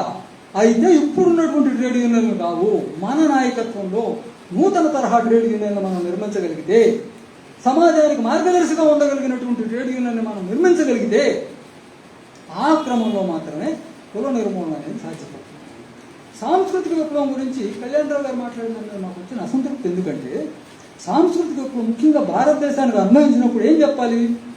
సాంస్కృతిక విప్లవం సారాంశం ఏంటంటే, ఒక మాటలో, కమ్యూనిస్టు పార్టీ అధికారంలోకి వచ్చినంత మాత్రాన తెల్లవారే సమస్యలన్నీ పరిష్కారం కావు. సోషలిజంలో కూడా వర్గాలు, వర్గ పోరాటం ఉంటాయి. పాత భావజాలం, చెడు భావజాలం, ఫ్యూడల్ భావజాలం ఇంకా చాలా కాలం పాటు కొనసాగుతుంది. దానికి వ్యతిరేకంగా కూడా పోరాటం చేయాల్సిన అవసరం ఉందని చెప్పింది చైనా సాంస్కృతిక విప్లవం. అంటే ఈ దేశంలో కులానికి వ్యతిరేకంగా జరగాల్సిన పోరాటం సాంస్కృతిక విప్లవంలో కానీ పరిపూర్తి కాదు. అయితే అప్పటిదాకా ఆగక్కర్లా, ఇప్పుడు మొదలుపెట్టాలి. ఇప్పుడు మొదలుపెట్టినప్పటికీ ఇప్పుడే పూర్తి కాదనేది కూడా మనం దృష్టిలో ఉంచుకోవాలి. ఎందుకు? కార్మిక వర్గానికి రాజ్యాధికారం రానంత వరకు మనం ఎంత ప్రయత్నం చేసినా ఆ ప్రయత్నానికి చాలా పరిమితం. అందుకే రాజ్యాధికారం కావాలంటున్నాం. కళ్యాణరావు గారు ఒక దగ్గర ఒక మంచి మాట చెప్పారు, ఒక వ్యాసంలో రాశారు ఆయన. గౌతమ బౌద్ధులు తమ ఆహార్యాల లోపల కులాన్ని పాటించలేదు, కానీ సమాజంలో ఉన్న కులంతో పోరాడలేదని కూడా రాశారు. ఎందుకు పోరాడలేదు అంటే రాజుల మద్దతు ఉంది, ఆ రాజులకు కోపం వస్తుంది. అందుకని తమ విహారాల లోపల మాత్రమే కులాన్ని పాటించలేదు. మరి అది కాదు కార్మిక వర్గం. నిజమైన కార్మిక వర్గం తన ట్రేడ్ యూనియన్ని వేదికగా చేసుకుని కులానికి వ్యతిరేకంగా పోరాడాలి. ఎంతవరకు పోరాడాలి, ఎక్కడ ఆగాలి వాళ్ళే నేర్చుకోవాలి. వాళ్ళ అనుభవం నుంచి నేర్చుకోవాలి. కింద పడాలి, మీద పడాలి, తప్పులు చేయాలి, తప్పులు దిద్దుకోవాలి. ఇంకో మార్గం ఏమీ లేదు, షార్ట్ కట్ మార్గం, ఇంకో మార్గం ఏమీ లేదు. అందుకని కారంచేడు ఉద్యమం ఇది మొదటిది కాదు, చివరిది కాదు, కానీ ఒక మూల మలుపు. ఏమిటా మూల మలుపు? కుల వ్యతిరేక పోరాటం కూడా వర్గ పోరాటం ఒక రూపమే అని చెప్పింది కారంచేడు ఉద్యమం. ఆ అర్థంలో ఖచ్చితంగా కారంచేడు ఉద్యమం నుంచి మనం నేర్చుకోవాల్సిన అవసరం ఉంది. అట్లాగే నేను మొన్న ఒక మీటింగ్లో మాట్లాడుతూ చెప్పాను, ఆర్ఎస్ పాత విద్యార్థులందరూ కలిసి ఒక మీటింగ్లో గుంటూరు మెడికల్ కాలేజీలో చేసిన మొట్టమొదటి స్ట్రగుల్ కుల వ్యతిరేక పోరాటం. గుంటూరు మెడికల్ కాలేజీలో సిపిఎస్ఎఫ్ఐ చాలా బలంగా ఉండేది. నేను తిరిగి వచ్చి చేరేటప్పటికి మేము ఒక పక్కన ఎస్ఎఫ్ఐతో ఫైట్ చేస్తున్నాం, ఇంకో పక్కన కమ్మ నాయకులు వాళ్ళతో ఫైట్ చేస్తున్నాం. ఈ కమ్మ నాయకులు ఏం చేశారంటే హాస్టల్ మీద దాడి చేసి స్టూడెంట్స్ని కొట్టారు. ఎందుకు? వాళ్ళు ఎలక్షన్స్లో ఓడిపోయారు. ఆ ఓడిపోయామనే అక్కస్తో హాస్టల్ మీద దాడి చేసి స్టూడెంట్స్ని కొట్టారు. హాస్టల్ మీద దాడి చేసి స్టూడెంట్స్ని కొట్టడం అంటే అందులో రెండు అర్థాలు ఉన్నాయి. ఒక అర్థం ఎస్ఎఫ్ఐ వాళ్ళు కొట్టారు, ఎందుకంటే వాళ్ళు ఓడించింది ఎస్ఎఫ్ఐ, ఇంకా నేను అప్పుడే చేరా. రెండో అర్థం ఎస్టీ ఎస్సీ బీసీ స్టూడెంట్స్ మీద కొట్టారు. దీని మీద పెద్ద ఉద్యమం లేచింది. ఈ ఉద్యమానికి ఎస్ఎఫ్ఐ వాళ్ళు నాయకత్వం వహించడానికి వెనకాడారు. వాళ్ళు నాయకత్వం వహించట్లా. నేను లేచి ప్రిన్సిపల్తో ఫైట్ చేయాలి, ప్రొఫెసర్తో ఫైట్ చేయాలని చెప్పి లేచేటప్పుడు స్టూడెంట్స్ మొత్తం నా వెనకాల ర్యాలీ అయ్యారు. నేను అప్పుడు ఫస్ట్ ఇయర్ స్టూడెంట్, కానీ మొత్తం స్టూడెంట్స్ అంతా నా వెనకాల ర్యాలీ అయ్యారు. అట్లా ఫస్ట్ ఫైట్ గుంటూరు మెడికల్ కాలేజీలో జరిగింది. యాంటీ కాస్ట్ ఫైట్ స్టార్ట్ అయింది. యాంటీ కాస్ట్ ఫైట్ చేయకుండా కమ్యూనిస్ట్ పార్టీ ముందుకు వెళ్ళలేదు. ఖచ్చితంగా యాంటీ కాస్ట్ ఫైట్లో కమ్యూనిస్ట్ పార్టీ ముందుకు నిలబడాలి. ఏ అవగాహనతో నిలబడతాం? అది కీలకమైన పాయింట్. మార్క్సిస్ట్ అవగాహనతోనే నిలబడాలి. మార్క్సిస్ట్ అవగాహన అంటే శ్రామిక వర్గాన్ని ఐక్యం చేయాలి. మార్క్సిస్ట్ అవగాహన అంటే ఫ్యూడలిజాన్ని, పెట్టుబడిదారీ విధానాన్ని నిర్మూలించాలి. అందులో భాగంగా కులాన్ని కూడా నిర్మూలించాలి. కులాన్ని నిర్మూలించాలి, కొన్ని హక్కులు సంపాదించుకోవడం కాదు. ఇవాళ అంబేద్కర్ గారు మనకు రిజర్వేషన్ తీసుకుంటారు, మంచిది, సంతోషమే. చాలా మంది పని చేస్తారు. అంబేద్కర్ గారు ముందు నుంచి చాలా మంది చేస్తున్నారు. అంబేద్కర్ గారు చేస్తారు, తర్వాత చేస్తున్నారు, ఇప్పటికీ చేస్తున్నాం. అంబేద్కర్ గారు రిజర్వేషన్లు వచ్చింది.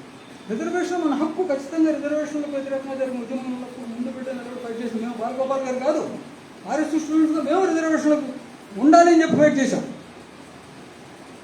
అయితే రిజర్వేషన్ల వల్ల కులం బలపడ్డదా, బలహీనపడిందా? ముఖ్యంగా రిజర్వేషన్ అంటే నేను చదువులో రిజర్వేషన్లు, ఉద్యోగాల్లో రిజర్వేషన్ గురించి మాట్లాడట్లా. ఎన్నికల్లో రిజర్వేషన్ ఏం జరిగింది? ఇవాళ అంబేద్కర్ గారి కాలం కంటే 10 రెట్లు కులం ఎక్కువ బలపడిపోయింది. రోజు రోజుకి కులం బలపడిపోతాను.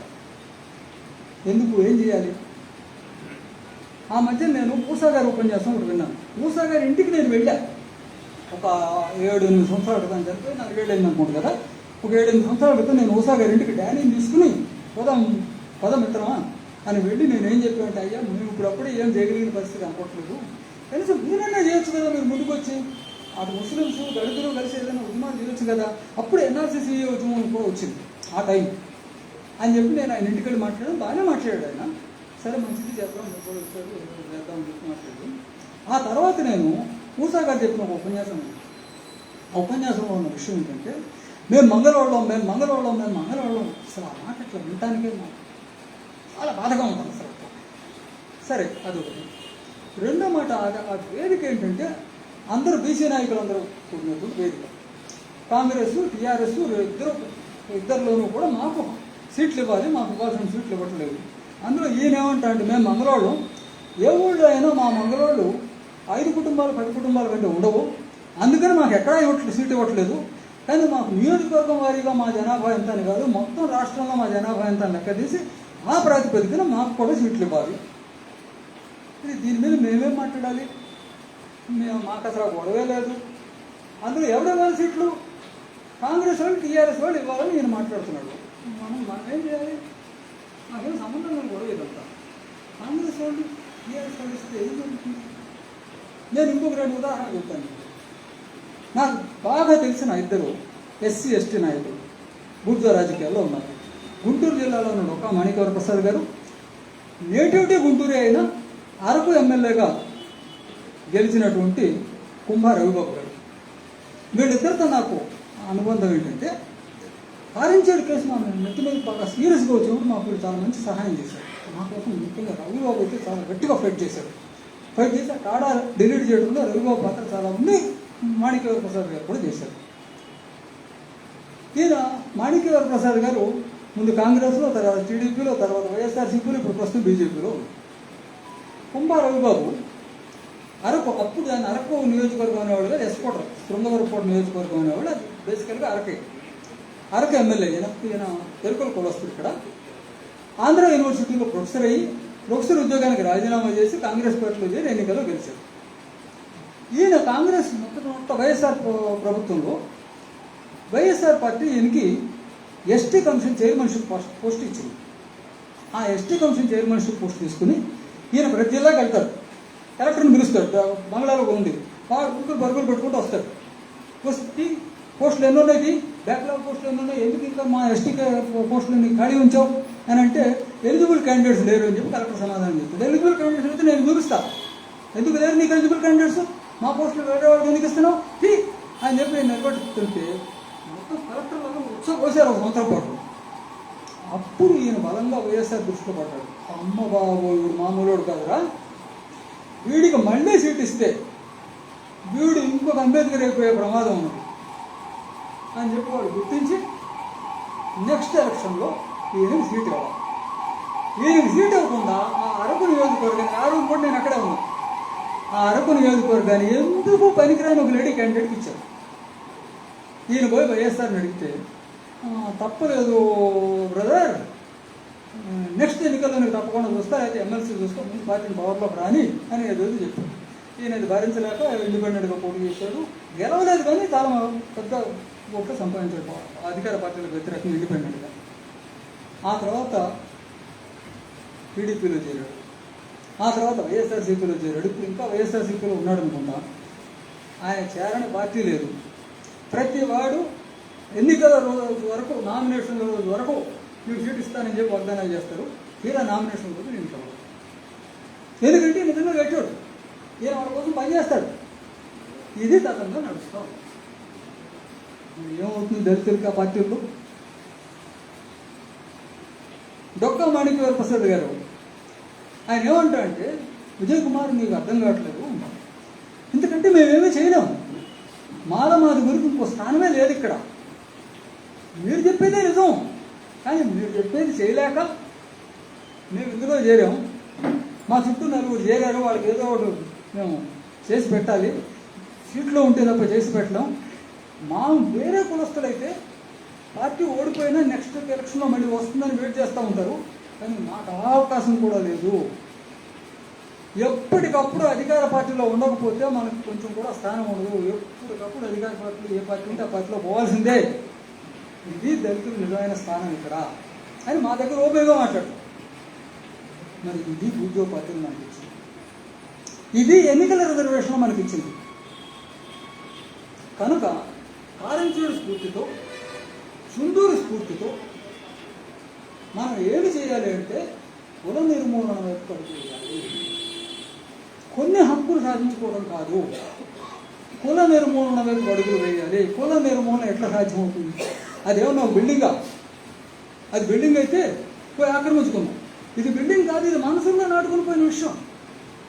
ఇది ప్రతిరోజు ప్రతి గంట అంతర్గత పోరాటం చేయాలి, బహిర్గత పోరాటం చేయాలి. ఈ పోరాటానికి ఒక లిమిట్ కూడా ఉండాలి.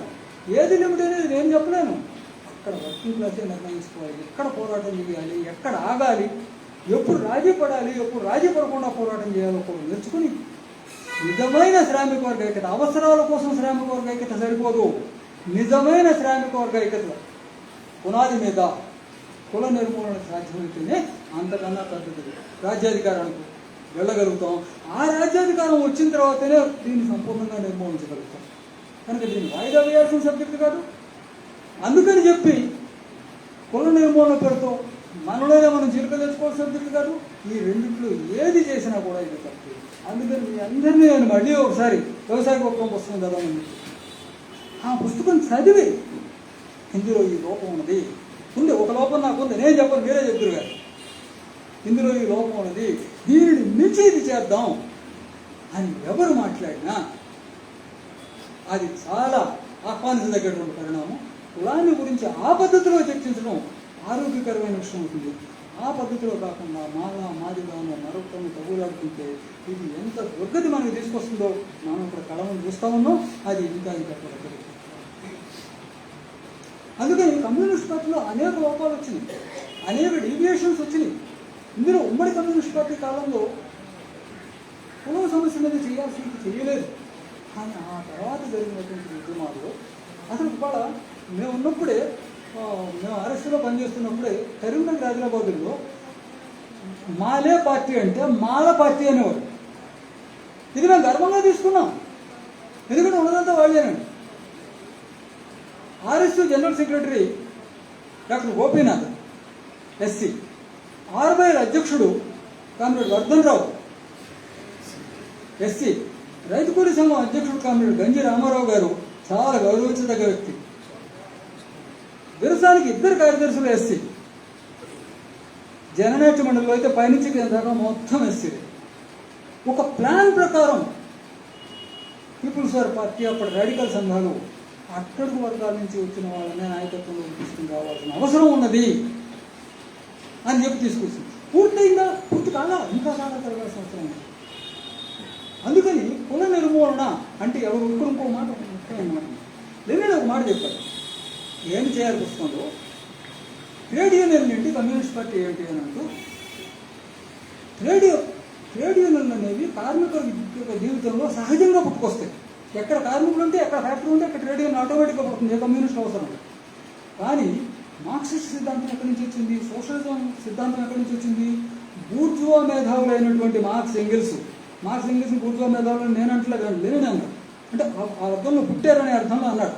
బూర్జువా మేధావులైనటువంటి మార్క్స్ ఎంగిల్స్లు సామాజిక శాస్త్రాలను పరిశోధించడం ద్వారా సృష్టించినటువంటి సోషలిస్ట్ సిద్ధాంతం. ఇది కార్మికుల జీవితం నుంచి సహజంగా రాదు, ట్రేడ్ యూనియన్ సహజంగా వస్తుంది. అందుకని కార్మికులకు మనం ఏం చెప్పాలంటే, కార్మికులు పడుతున్న బాధలు ఏంటో మనం వాళ్ళకి చెప్పాల్సిన అవసరం లేదు, వాళ్ళకే మనకంటే బాగా తెలుసు. మరి మనమేం చెప్పాలంటే, ఇతరులు ఎట్లా బ్రతుకుతున్నారో చెప్పాలి, ఇతరుల జీవితానికి నీకు ఉన్న సంబంధం ఏంటో చెప్పాలి. అమెరికాలో ట్రంప్ గారు టారిఫ్లు ఎందుకు వేస్తున్నాడో చెప్పాలి. అది కార్మికుడికి తనకైతే తనకు అర్థం కాదు. ఆ పని కమ్యూనిస్ట్ పార్టీ ట్రేడ్ యూనియన్స్లో చేయాల్సిన అవసరం ఉంది. దీన్ని మనం ఈ కులం సమస్యకు అనుమతించుకుంటే అంటరాని తనాన్ని గురించి దళితులకు ఇతరులు వచ్చి చెప్పాల్సిన అవసరం లేదు, వాళ్ళకే బాగా తెలుసు. మరి ఇతరులు ఏం చెప్పాలి? ఇతరులకు ఉన్న బాధలు ఏంటో చెప్పాలి. కులం ఎట్లా నిర్మూలన అవుతుందో చెప్పాలి. కులం దళితుల నుంచి నిర్మూలన కాదు ఎప్పటికీ. ఇతరులతో కలవడం, కుల నిర్మూలన అంటేనే అర్థం ఇతరులతో కలవడం. ఇతరులతో ఎందుకు కలవాల్సిన అవసరం ఉంది? ఎవరికి కలవాల్సిన అవసరం ఉంది? దళితులకు కాదు, వాళ్లకు ఉందని చెప్పాలి. నువ్వు కార్మికుడుగా నీ హక్కును సాధించుకోవాలంటే నువ్వు దళితులతో కలవాలి అని చెప్పాలి. నీ ప్రయోజనాలు నీ కులపాలతో లేవు, నీ ప్రయోజనాలు దళితులతో కలవకుండా ఉన్నాయని చెప్పి వాళ్ళకి చెప్పి అర్థం చేయించాలి. అంటే కుల నిర్మూలన కోసం ఇతరులకు చెప్పాల్సిన అవసరం ఉంది. కులాన్ని దూరం చేసుకుంటే, కులాన్ని వేరు చేసుకుంటే కుల నిర్మూలన అవుతుంది. అది ఎప్పటికీ కుల నిర్మూలన కాదు. కుల నిర్మూలన అంటేనే కులాలు కలిసిపోవటం. ఆ కలిసిపోవటానికి చక్కటి వేదికే ట్రేడ్ యూనియన్ ఉద్యమాలు. ఆ కలిసిపోవడానికి చక్కటి వేదికే విశాలమైనటువంటి ప్రజా ఉద్యమాలు. ఆ ప్రజా ఉద్యమాల్లో మొట్టమొదటి ప్రారంభంలో ఆర్థిక పట్ల కోర్టు కోసం ప్రారంభం కావచ్చు, కానీ అక్కడికి ఆగకూడదు. సర్కార్ జిల్లాలో అయితే ఇక్కడ ఆర్థిక పోరాటాలు జరగల, పెద్ద చెప్పుకోదగ్గ మేము పెద్ద ఉద్యమాలు కొన్ని చేసుకోవాలా, చేసినప్పటికీ చెప్పుకోదగ్గ ఉద్యమాలు సర్కార్ జిల్లాలో జరగల. సర్కార్ జిల్లాలో ఆత్మాభిమాన ఉద్యమం వచ్చింది, అది కూడా వర్గపోవడం ఇంకొకటి. దానిని ఫోన్ చేసుకుంటూ అయితే దానిని దళితుల్ని ఐసోలేట్ చేసే వైపు తీసుకెళ్ళకూడదు, కుల నిర్మూలన వైపు తీసుకెళ్ళాలి. దాన్ని వర్గ సంఘాలుగా మార్చడానికి తీసుకెళ్ళాలి. అందుకే ఫైనల్గా ఆ మధ్యన ఇప్పుడు హైదరాబాద్లో ఎవరో కొంతమంది మిత్రులు ఒక మీటింగ్ పెట్టారు. ఆ మీటింగ్ పెట్టి కులం మీద పెట్టారు. ఆ టాపిక్ నేను కూడా పాల్గొన్నాను. ఆ మీటింగ్లో ఒక ప్రొఫెసర్ గారు ఒక ఆయన వచ్చాడు. వచ్చి ఆయన ఉపన్యాసానికి నాకైతే మూర్చి వచ్చింది. ఎందుకంటే ఆయన చెప్పింది ఏంటంటే కులానికి డెఫినేషన్ 50 డెఫినేషన్లు చెప్పాడు. సోరీ బాబు, కులానికి డెఫినేషన్ ఎవరికి కావాలరా? అది ఎట్టబోతుందో చెప్పు. కావాల్సింది అది. కులానికి ఎవడేమన్నాడు, ఎవరి డెఫినేషన్ ఈ చెప్పేసి మనకెందుకు? అది కాదు కావాల్సింది. సింపుల్గా ఏం చెప్పొచ్చు అంటే వర్గాన్ని కులంగా మార్చాలని పాలక వర్గాలు ప్రయత్నం చేస్తున్నాయి. అర్థం చేసుకోండి బాగా. వర్గాన్ని కులంగా మార్చాలని పాలక వర్గాలు ప్రయత్నం చేస్తున్నాయి. కులాన్ని వర్గంగా మార్చాలని మనం ప్రయత్నం చేయాలి. వర్గ పోరాటం అంటే అర్థం అది. వర్గ పోరాటం అంటే ఆర్థిక ప్రయోజనాల కోసం పోరాటం మాత్రమే కాదు, కులాన్ని వర్గంగా మార్చడం వర్గ పోరాటం. అందుకే వ్యవసాయ కూలీలు అంటే దళితులే అయినప్పటికీ, 90% మంది దళితులే అయినప్పటికీ ఆ మాట ఎందుకు అనటం లేదు అని అంటే కులాన్ని వర్గంగా మార్చడం మన ముందున్న లక్ష్యం, వర్గాన్ని కులంగా మార్చడం వాళ్ళ ముందున్న లక్ష్యం. అందుకని మనువాదులు కోరుకుంటుంది అది, మనమేం కోరుకోవాలి. కారంచేడు స్ఫూర్తి నుంచి, చుండూరు స్ఫూర్తి నుంచి, కారంచేడు నిజమే 2000 మంది వచ్చి దాడి చేశారు. 2000 మంది ఊసుకోలేనా? కాదు, ఖచ్చితంగా అందరూ కూడా పేదవాళ్ళు ఉన్నారు. వాళ్ళందరూ మేము కమ్మవాళ్ళం అనే అహంకారంతో వచ్చి దాడి చేశారు. ఆ సందర్భంగా మనం ఫైట్ చేయక తప్పలా. అవతల పేదవాడు ఉన్నప్పటికీ కూడా ఫైట్ చేయక తప్పలేదు. ఇటువైపే ఉన్నాం. కానీ అంతిమంగా కులం పోవాలంటే కులాన్ని వర్గంగా మార్చినప్పుడే సాధ్యపడుతుంది తప్ప మరొక విధంగా కులం పోయే ప్రసక్తే లేదు. అది ఈ సందర్భంగా కారంచేడు జరిగి 40 ఏళ్ళు, చుండూరు జరిగి 35 ఏళ్ళు అయిన సందర్భంగా మనం నేర్చుకోవాల్సిన విషయం కేవలం హక్కుల కోసం పోరాటం కాదు, కుల నిర్మూలన కోసం పోరాడాలి. అంటే కులాన్ని వర్గంగా మార్చాలి. ఇది ఇంతకు ముందున్న అవకాశాల కంటే ఇవాళ ప్రపంచం మీరు వాళ్ళ పేపర్లో చూసినా, టీవీలు చూసినా, ఇంకా ఇంటర్నెట్లో చూస్తుంటే అమెరికా యూరోప్లో నిప్పుకుంటున్నాడు. అమెరికాకి ట్రంపే నిప్పు పెడుతున్నాడు. అమెరికాలో పెద్ద ఎత్తున ఉద్యమాలు జరుగుతున్నాయి. ఇప్పటికి 5-6 సంవత్సరాల క్రితమే బ్లాక్ లైవ్స్ మ్యాటర్ అని ఒక ఉద్యమం జరిగింది. Black lives matter. అప్పుడే నేను చెప్పాను, ఇండియాలో దళిత్ లైవ్స్ మ్యాటర్ అనే ఉద్యమం జరగాల్సిన అవసరం ఉంది. దళిత్ లైవ్స్ మ్యాటర్ అనే ఉద్యమం జరగాల్సిన అవసరం ఉంది. దేనికోసం? సోషలిజం కోసం, కుల నిర్మూలన కోసం జరగాల్సిన అవసరం ఉంది. అప్పుడే నేను ఒక మాట మాట్లాడాను. ఒక మిత్రుడు, ఆయన ఈ మధ్య చనిపోయారు. ఆయన ఫోన్ చేసి, మాస్టారు అమెరికాలో విప్లవం వచ్చేట్టుంది, మీకేమైనా అభ్యంతరమా అని అంటే, పిలవడే నాకేం అభ్యంతరం అన్నాడు. మీకేమో మీకు వ్యక్తిగతంగా అభ్యంతరం ఉండదని నాకు తెలుసు, కానీ మన సిద్ధాంతం దాన్ని ఒప్పుకోదు. మన సిద్ధాంతం ఏముంటుంది? ఆసియా, ఆఫ్రికా, లాటిన్ అమెరికా దేశాలే విప్లవ కేంద్రాలు ఉంటాను. మరి ఆసియా, ఆఫ్రికా, లాటిన్ అమెరికా కేంద్రాలు రావడం లేదు. అమెరికాలో నిలుపుకుంటాం, అక్కడి నుంచి వస్తున్నాము. అయితే మరి కమ్యూనిస్ట్ పార్టీ వాళ్ళు లేదు. కమ్యూనిస్ట్ పార్టీ లేకుండానే విప్లవాలు వస్తాయా? కమ్యూనిస్ట్ పార్టీలో అయితే విప్లవాలు రావా? నేను ఈ మాట అంటేనే మా మిత్రుడు, ఆయన కూడా చాలా సీరియస్ కమ్యూనిడే, ఆయన ఎగతాళిగా నువ్వు నాయకత్వం వహించాయి అమెరికా విప్లవానికి అన్నాడు. నేను కూల్గా చెప్పా, అయ్యా నువ్వు ఇండియా విప్లవానికి నాయకత్వం వహిస్తే నేను అమెరికా విప్లవానికి నాయకత్వం వస్తానులే, నువ్వు ఇండియా విప్లవానికే నాయకత్వం వహించలేదు. ఎగతాళి ఎందుకు? ఎగతాళి కాదు, కమ్యూనిస్ట్ పార్టీ లేదు అనేది ఎంత వాస్తవమో, అమెరికాలో జనం వీధుల్లోకి వచ్చేస్తున్నారనేది కూడా అంతే వాస్తవం. మరి ఎట్లా ఏ రూపం తీసుకుంటుందో నా దగ్గర జ్యోతిష్యం లేదు, నేను చెప్పలేదు. కానీ ఏదో ఒకటి మంచి అయితే జరగబోతుందని చెప్పి నేను అనుకుంటున్నా. ఈ మంచి జరగబోతుందన్న వాతావరణం 60-70 సంవత్సరాలుగా నక్సల్బరి వచ్చిన తర్వాత మన అననుకూలమైన పరిస్థితుల్లో విపరీతమైన ప్రాణత్యాగాలు చేస్తున్నాం. మన పెద్దవాళ్ళ కాంగ్రెస్ చదువుతో సహా ఇవాళ అనుకూలమైన పరిస్థితులు ఏర్పడుతున్నాయి. ఈ అనుకూలమైనటువంటి పరిస్థితుల్లో ఎక్కడ ఏ చిన్న చీలికకి అవకాశం లేకుండా శ్రామిక వర్గం అంతా ఐక్యమై దృఢంగా నిలబడి, ఇప్పటికే శ్రామిక వర్గం ప్రపంచ చరిత్రలో బ్రహ్మాండమైనటువంటి చరిత్ర సృష్టించుకుంటాయి.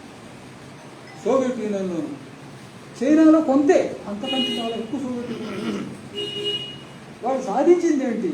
సాధించలేకపోయింది ఏంటి? ఎందుకు దెబ్బతిన్నారు? ఒకసారి దెబ్బతిన్న సంబంధం శాశ్వతంగా దెబ్బతిన్నా తప్పదు. ఇవాళ అమెరికాలో రెవల్యూషన్ చేయకపోతే ముందు ట్రంప్ ఊరుకునేటట్లేడు. మరి ఈ పరిస్థితుల్లో రెవల్యూషన్ జరగాలంటే అక్కడ బ్లాక్స్కి వైట్స్కి ఏకం కావాల్సిన అవసరం ఉంది. దళిత్ లైవ్స్ మ్యాటర్ అనే ఉద్యమాన్ని నడిపింది. ఆ ఉద్యమం ఎక్కడెక్కడ వచ్చిందండి? మొట్టమొదటి అమెరికాలో జార్జ్ ఫ్లాయిడ్ అనే కుర్రాడు చనిపోవడంతో వచ్చింది. కానీ అంతకు ఆగల. అది ఇంగ్లాండ్లో వచ్చింది, ఫ్రాన్స్లో వచ్చింది, జర్మనీలో వచ్చింది, స్వీడన్లో వచ్చింది, స్కాండినేవియా దేశాల్లో వచ్చింది, ఆస్ట్రేలియాలో వచ్చింది. చాలా పెద్ద ఆశ్చర్యం ఏంటి, ఈ దేశాలన్నింటిలో బ్లాక్స్ ఎక్కడ ఉన్నారు? అమెరికాలో ఉన్నారు బ్లాక్స్, సౌత్ యూరోప్లో ఉన్నారు, ఇటలీ, గ్రీసు, ఈ దేశాల్లో ఉన్నారు, ఆఫ్రికాకి దగ్గర కనుక.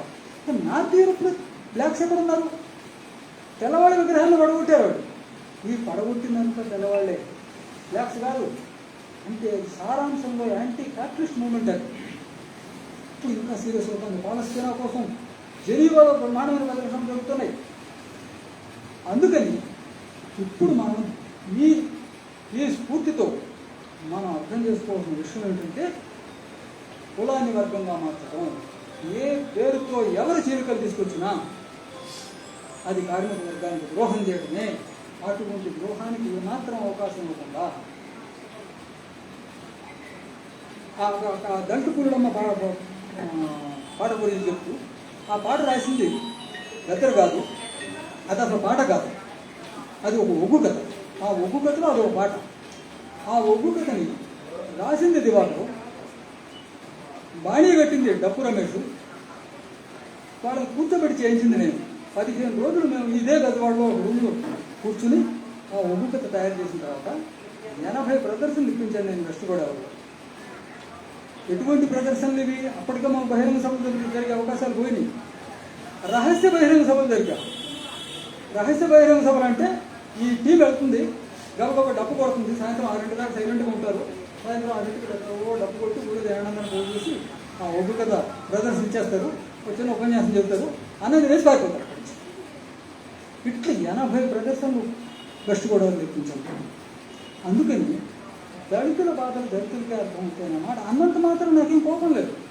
అదేదో తప్పని చెప్పి రుజువు చేయాలని రాకపోవడం కూడా ఉంది. కానీ ఆ మాటలో ఒక తప్పు అర్థం ఉన్నది, ఒక ప్రమాదం ఉన్నది. ఈ కులం ఎప్పటికీ పోదు అనే ప్రమాదం ఉన్నది.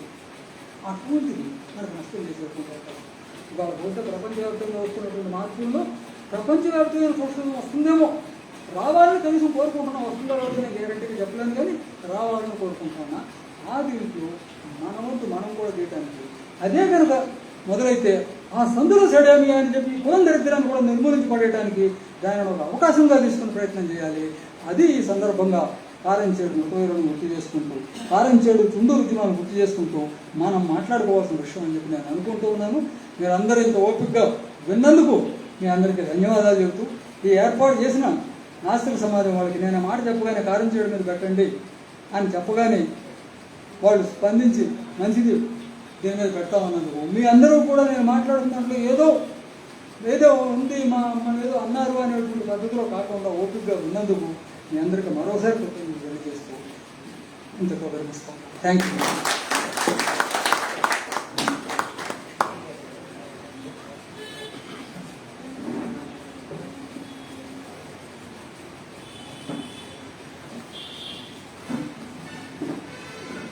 గారు, మీరు ఒక పాట పాడాల్సిందిగా కోరుతున్నాను.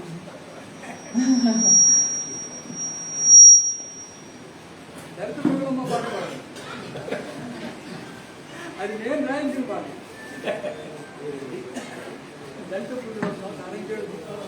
హలో, ప్రజలందరికీ నమస్కారం. ప్రధాన వక్త చేసినటువంటి ఉపన్యాసం అయిన తర్వాత ఒక 2-3 పలవలు పాడాలనిపించింది నాకు. సందర్భోచితమో కాదో నాకు తెలియదు, కానీ అవసరమని నేను భావించాను.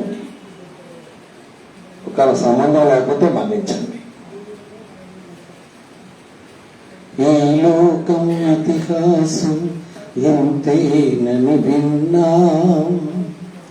తిరుగుబాటు చేయనిది మారదు అనుకున్నా, రాయి రాయి రాపిడిలో రగులుతుంది జ్వాల, రాయి రాయి రాపిడిలో రగులుతుంది జ్వాల, రాను రాను మాలో రగిలను విప్లవ జ్వాల, మిడతల్ల మంటల్లో మీ అంతం తథ్యం, జగతి నిండ విప్లవాల విజయ గీతి తథ్యం అన్నాడు ప్రతాప్ రెడ్డి. డాక్టర్ ఎస్వి సత్యనారాయణ చాలా పెద్ద పాట. వక్త గారు చెప్పిన దానికోసం ఒక పల్లవి చరణం అన్న తర్వాత నేను పాడదాం అనుకున్న పాటలోకి పెడతాను. కులమని మతమని కొట్టుకు చచ్చే కూలిల్లారా మాలిల్లారా, పతితుల్లారా దళితుల్లారా, విన్నారా మీరీ కథను, కన్నారా మీరీ వెతను. కులమని మతమని కొట్టుకు చచ్చే కూలిల్లారా మాలిల్లారా, పతితుల్లారా దళితుల్లారా, విన్నారా మీరీ కథను, కన్నారా మీరీ వెతను. విన్నారా మీరీ కథను, కన్నారా మీరీ వెతను. మాల మాదిగని మనలో మనకే కచ్చలు పెట్టి చిచ్చులు రేపి, మాల మాదిగని మనలో మనకే కచ్చలు పెట్టి చిచ్చులు రేపి, పూరి గుడిసెలకు నిప్పులు పెట్టి మురిసి మురిసిన చీకటి శక్తులే. రామనామమనే మంత్ర జపంతో, రామనామమనే మంత్ర జపంతో నామం పెట్టుటకొస్తున్నారని, విన్నారా మీరీ కథను, కన్నారా మీరీ వెతను. విన్నారా మీరీ కథను, కన్నారా మీరీ వెతను. కాబట్టి ప్రధాన వక్త మాట్లాడిన దాంట్లో శ్రామిక వర్గం గురించి చెప్పారు. కాబట్టి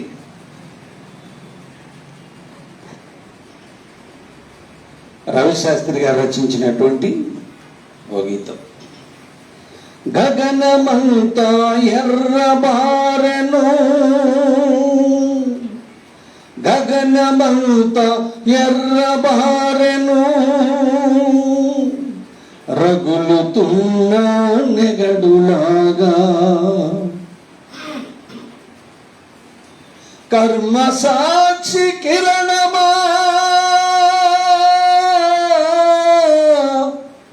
కర్మ సాక్షి కిరణమా, అతి కష్టదీవుల రుదిరమా. గగనమంతా ఎర్రబారెను, రగులుతున్న నెగడులాగా, కర్మ సాక్షి కిరణమా,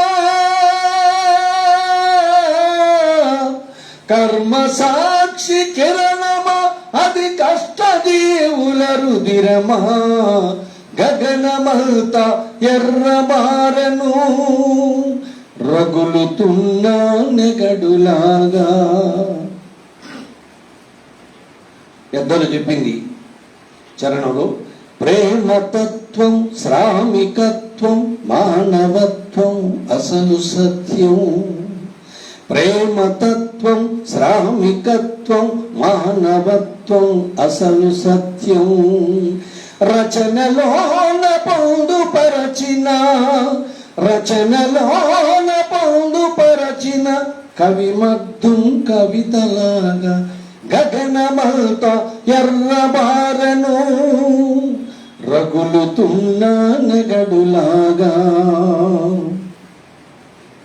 సింగరేణి గనుల్లోన చిట్టి వలస మిల్లులోన, సింగరేణి గనుల్లోన చిట్టి వలస మిల్లులోన, రంగరించిన జీవితాల్లో, రంగరించిన జీవితాల్లో రగులుతున్న అగ్నిలాగా, గగనమంతా ఎర్రబారెను, రగులుతున్న నెగడులాగా. మూసివేసిన ఫ్యాక్టరీలు తీసివేసిన కార్మికావళి, మూసివేసిన ఫ్యాక్టరీలు తీసివేసిన కార్మికావళి. ఘోషలోన శోషలోన, ఘోషలోన శోషలోన కంటి రక్తం ధారలాగా, గగనమంతా ఎర్రబారెను, రగులుతున్న నెగడులాగా ఎందరెందరో కన్న తల్లులు కడుపు కోతను దానమిచ్చి ఎందరెందరో కన్న తల్లులు కడుపు కోతను దానమిచ్చి జనం కోసం మనం తెచ్చిన జనం కోసం మనం తెచ్చిన ఉక్కు ఫ్యాక్టరీ కొలిమిలాగా గగనమంతా ఎర్రబారెను రగులుతున్న నెగడులాగా కర్మ సాక్షి కిరణమా కర్మ సాక్షి కిరణమా అది కష్టదీవుల రుదిరమా గగనమంత ఎర్రబారెను రగులుతున్న నెగడులాగా. నమస్కారం.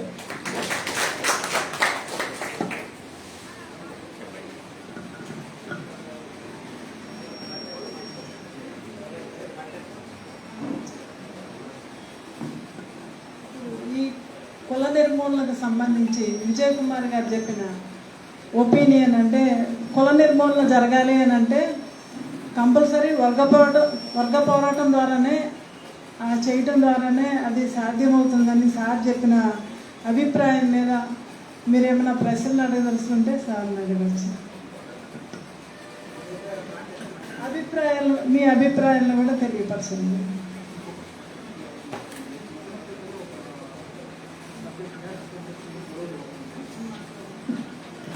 ఇంకొక ప్రకటన మేము ముందు చేద్దాం అనుకున్నాను. నేను మదనపల్లిలో అక్కడున్న అంబేద్కరేట్లు అక్కడున్న పాలకవర్గాలతో ఘర్షణ పడుతూ ఉన్నారు.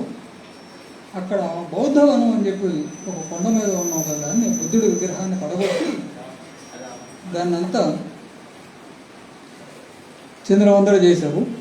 దాని మీద అక్కడ నాకు తెలిసి శివప్రసాద్ అనే యువకుడు నాయకత్వంలో అక్కడ ఒక ఉద్యమం మొదలైంది.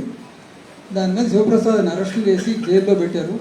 జైల్లో ఉండగానే ఈయనకి ఏదో హార్ట్ అటాక్ మైండ్గా వచ్చినట్టుంది. అక్కడి నుంచి యాంజియోగ్రామ్ చేశారు. ఇప్పుడేమో హౌస్ అరెస్ట్లో ఉన్నాడని చెప్పి తెలుస్తుంది. దాని మీద ఇక్కడ కూడా ఈరోజు ఏదో ప్రోగ్రాం జరిగింది. దాని పట్ల కూడా మనం అక్కడ ఉన్న అంబేద్కరేట్లు, దళితులు, అట్టడుగు వర్గాలు ఎవరైతే వాళ్ళు వాళ్ళకి సంఘీభావంగా మనం ఒక ప్రకటన చేయాలని చెప్పి నేను మిమ్మల్ని విజ్ఞప్తి చేస్తూ ఉన్నాను.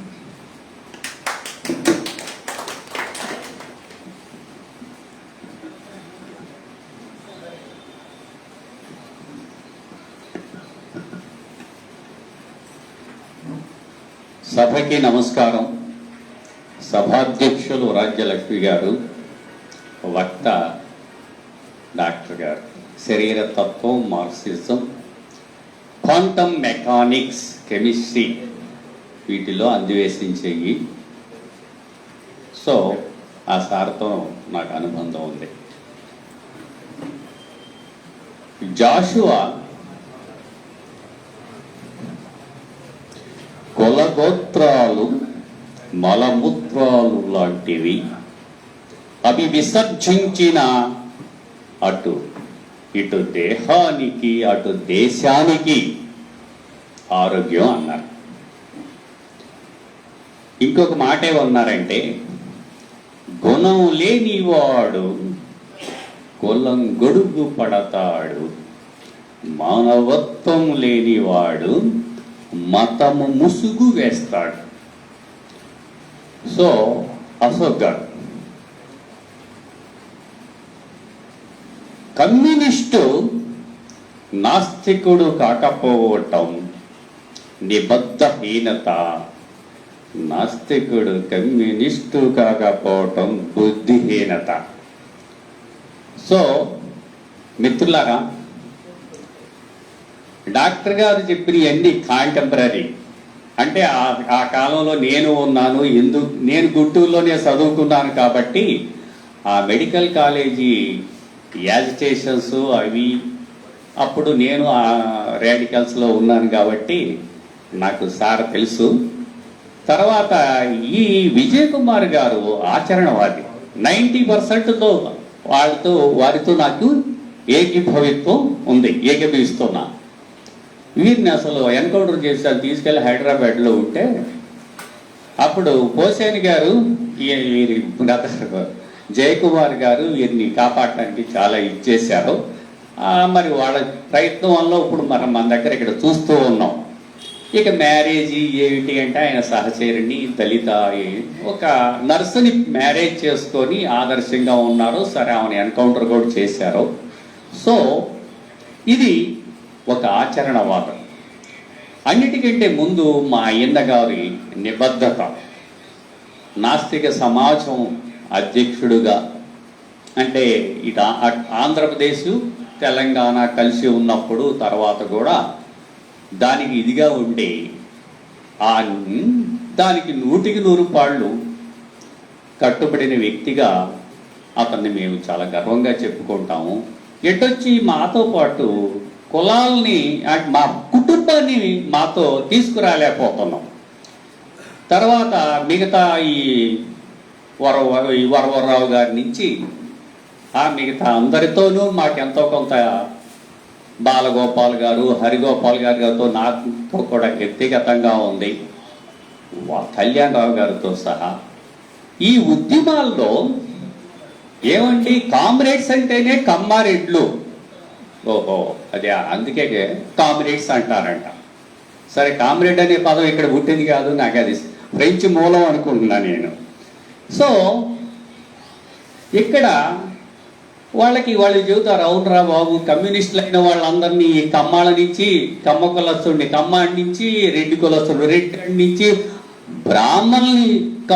బ్రాహ్మ కులస్తుడి బ్రాహ్మణుల నుంచి జంధ్యాలను ఇచ్చేసి బహిష్కరించారు. చంద్రశేఖర్ గారు, నాకు వాళ్ళ ఫాదరు, వాళ్ళు పల్నాడు ఏరియా, వాళ్ళ నాన్నగారు తెలుసు, జంజం వేసి జంజనంతో రోజు ఇచ్చేసేవాళ్ళు. ఒక సోదరి అమ్మాయి చేసుకున్నందుకు ఎన్ని తిట్టారో ఏమిటో, మా ఇంటి ఎదురుగానే ఉండేవాళ్ళు వారు. అదొకటి. వీళ్ళని వేసుకొస్తున్నాడు వెనక.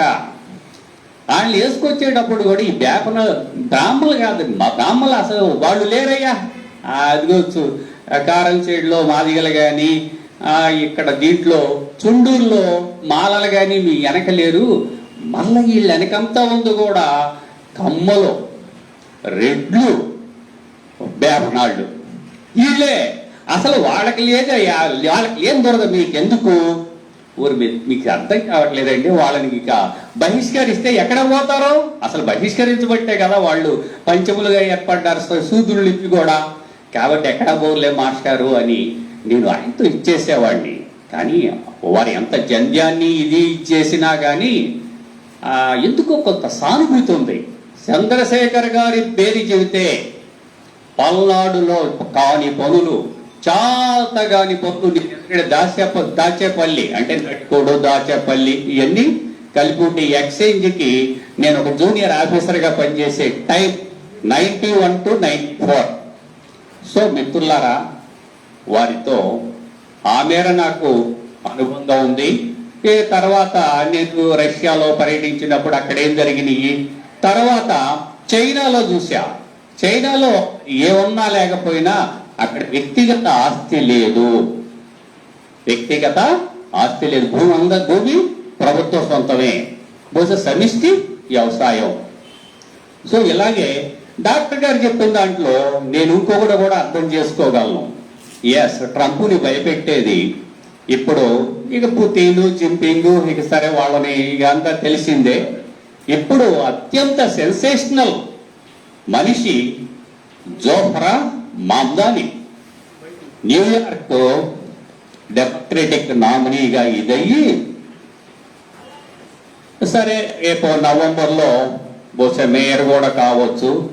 ఆయన్ని వ్యతిరేకించే వాళ్ళు ముఖ్యంగా మ్యాక్సిమం ఇండియన్సేనండి.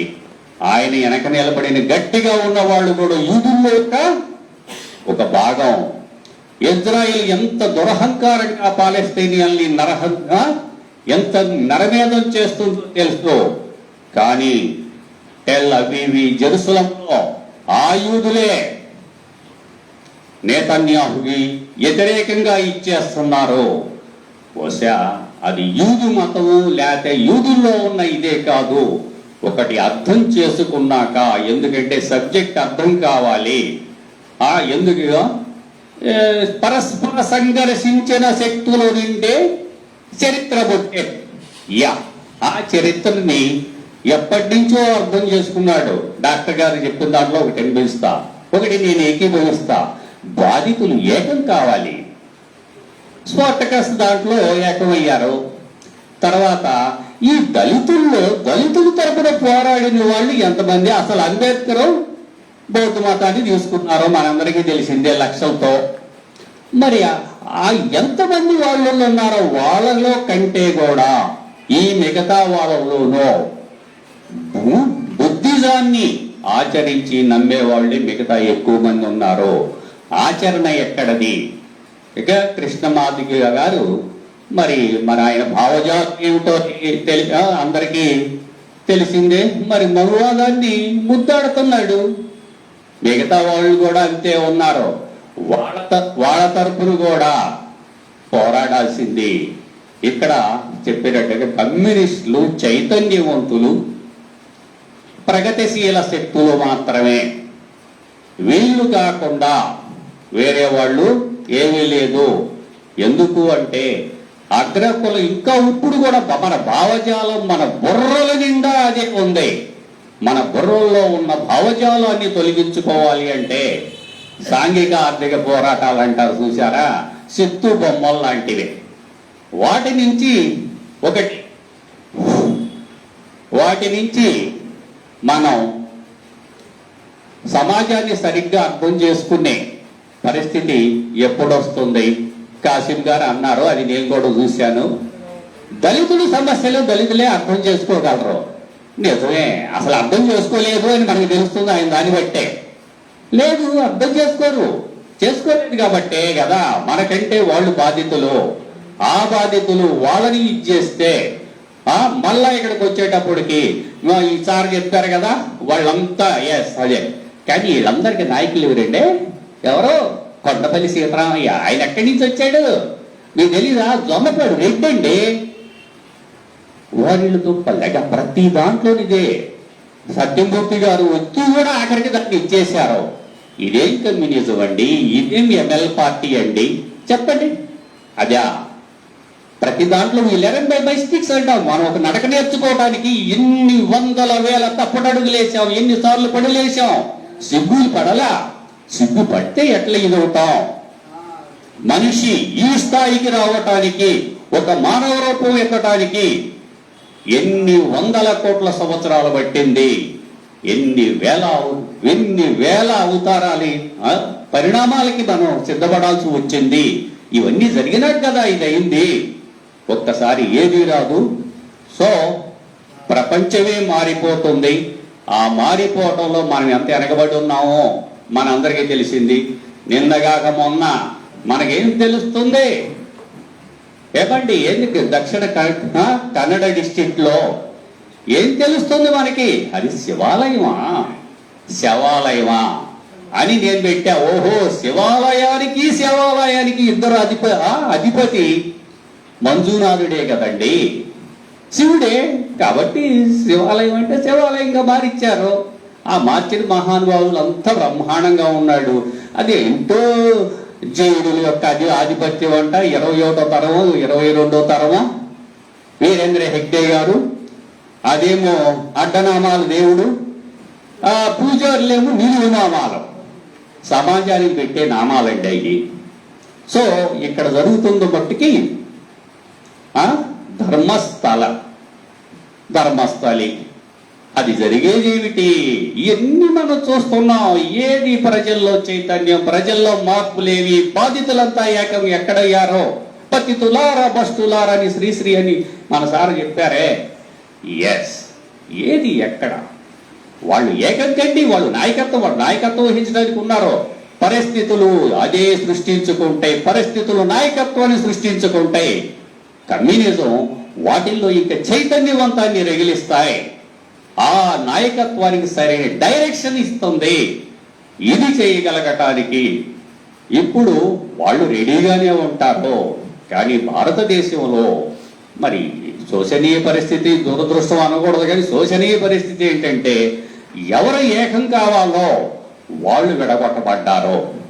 మరి వీళ్ళ అగ్రకులాలు, ఈ రెడ్లు, కమ్మలు, లేకుంటే కాపులు అర్థంగానే కొనసాగేటట్టుగా ఉపయోగపడుతుంది ఈ కామ్రేడ్స్గా చెప్పబడే వీళ్ళు కాదండి. వాళ్ళు తన్నుకుంటున్నారు. వాళ్ళు తన్నుకోవటం వల్ల మరి ఎవరికి వస్తుంది? ఎవరు నేర్చుకోవాలి? ఎవరు గుణపాఠాలు తీసుకోవలసిన వాళ్ళు మిత్రులారా.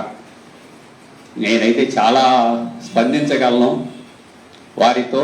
ఎందుకంటే ఆర్టిఫిషియల్ ఇంటెలిజెన్స్, డీప్ సీక్ దాకా కూడా మాట్లాడవచ్చు. కానీ మీలో అర్థం చేసుకునే వాళ్ళకి ఎక్కువ మందికి అది కొంచెం ఇబ్బందిగా ఉంటుంది. కాబట్టి అది మరో సెక్షన్లో పెట్టుకుందాం. సార్ వారి మీద స్పందించాలి అంటే 90% నాకు తెలిసినయే కదండి. నేను ఆఖరికి చుండూరులో, నేను దుగ్గిరాల్లో పోయి చుండూరు కొంతమందితో నేను ఇంటరాక్ట్ అయ్యా. వాళ్ళు దెబ్బలు లేక బీసీలు వాళ్ళందరూ కూడా ఈ అగ్రకులస్తుల్నే ఎరకేసుకొస్తున్నారు. అది చాలా శోచనీయమైన విషయం. సో మిత్రులారా, మీరు ఆలోచించండి. ఎందుకంటే మనం కమ్యూనిస్టు అంటే హ్యూమనిజం నుంచి పుట్టింది. సో మనం మరొకసారి అంకితం అవుదాం మా అయ్యన్న గారి ఆశయాలు. ఆ ఆశ్రమానికి, శారవాక ఆశ్రమానికి ఎన్నో త్యాగాలు. ఎందుకంటే భోగాలు ఎలా వస్తాయండి? త్యాగాలు చేస్తే అయ్యే వస్తాయి భోగాలు.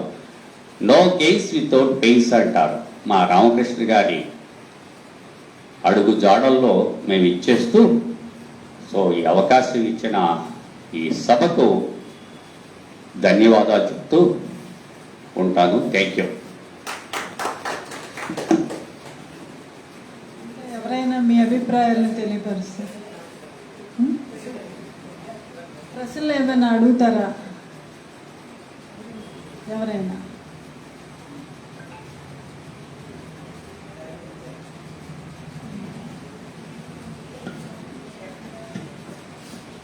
ప్రశ్నలు ఎవరి నుంచి రాలేదు కాబట్టి మనం ముగింపు కార్యక్రమం తీసుకున్నాం. ఇది మరి అయ్యన్న గారి 7వ వర్ధంతి కింద మనం తీసుకున్నాం. తర్వాత మరి చుండూరు కార్యక్రమం కూడా తీసుకున్నాం. దాని మీద సుదీర్ఘమైన ఉపన్యాసం.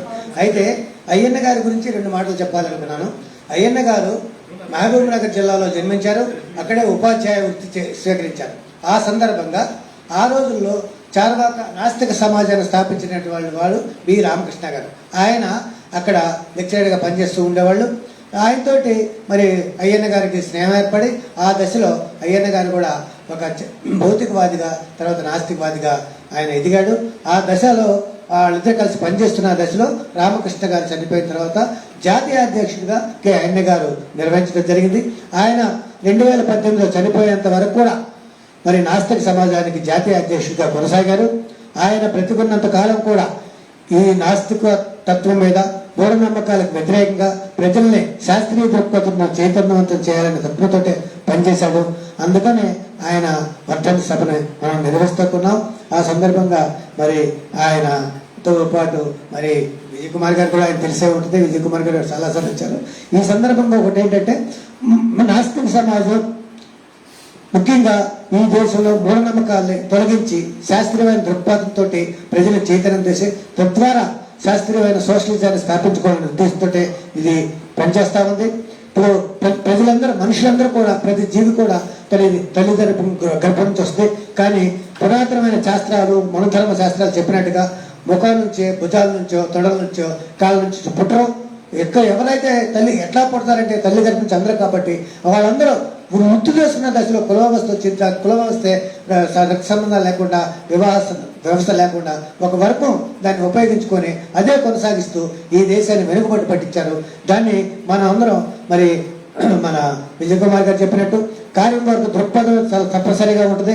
ఆ దృక్పథంతో మనం ముందుకు వెళ్ళాలని, శాస్త్రీయ భావంతో ముందుకు వెళ్ళాలని చెప్తూ ఈ సభకి వచ్చినంత వారికి మరి ముఖ్యంగా అధ్యక్షులు వచ్చినటువంటి రాజ్యలక్ష్మి గారికి, మరి పిలవంగానే ముఖ్య ఉపన్యాసాలుగా విజయ్ కుమార్ గారికి, మంచి పాట పాడినటువంటి పిచ్చయ్య గారికి, మరి అట్లాగే మరి శివారెడ్డి గారు మీకు అందరూ తెలుసు, ఇప్పుడు చార్వాకాశ్రానికి నాస్తిక సమాజం ఆయన అధ్యక్షుడు.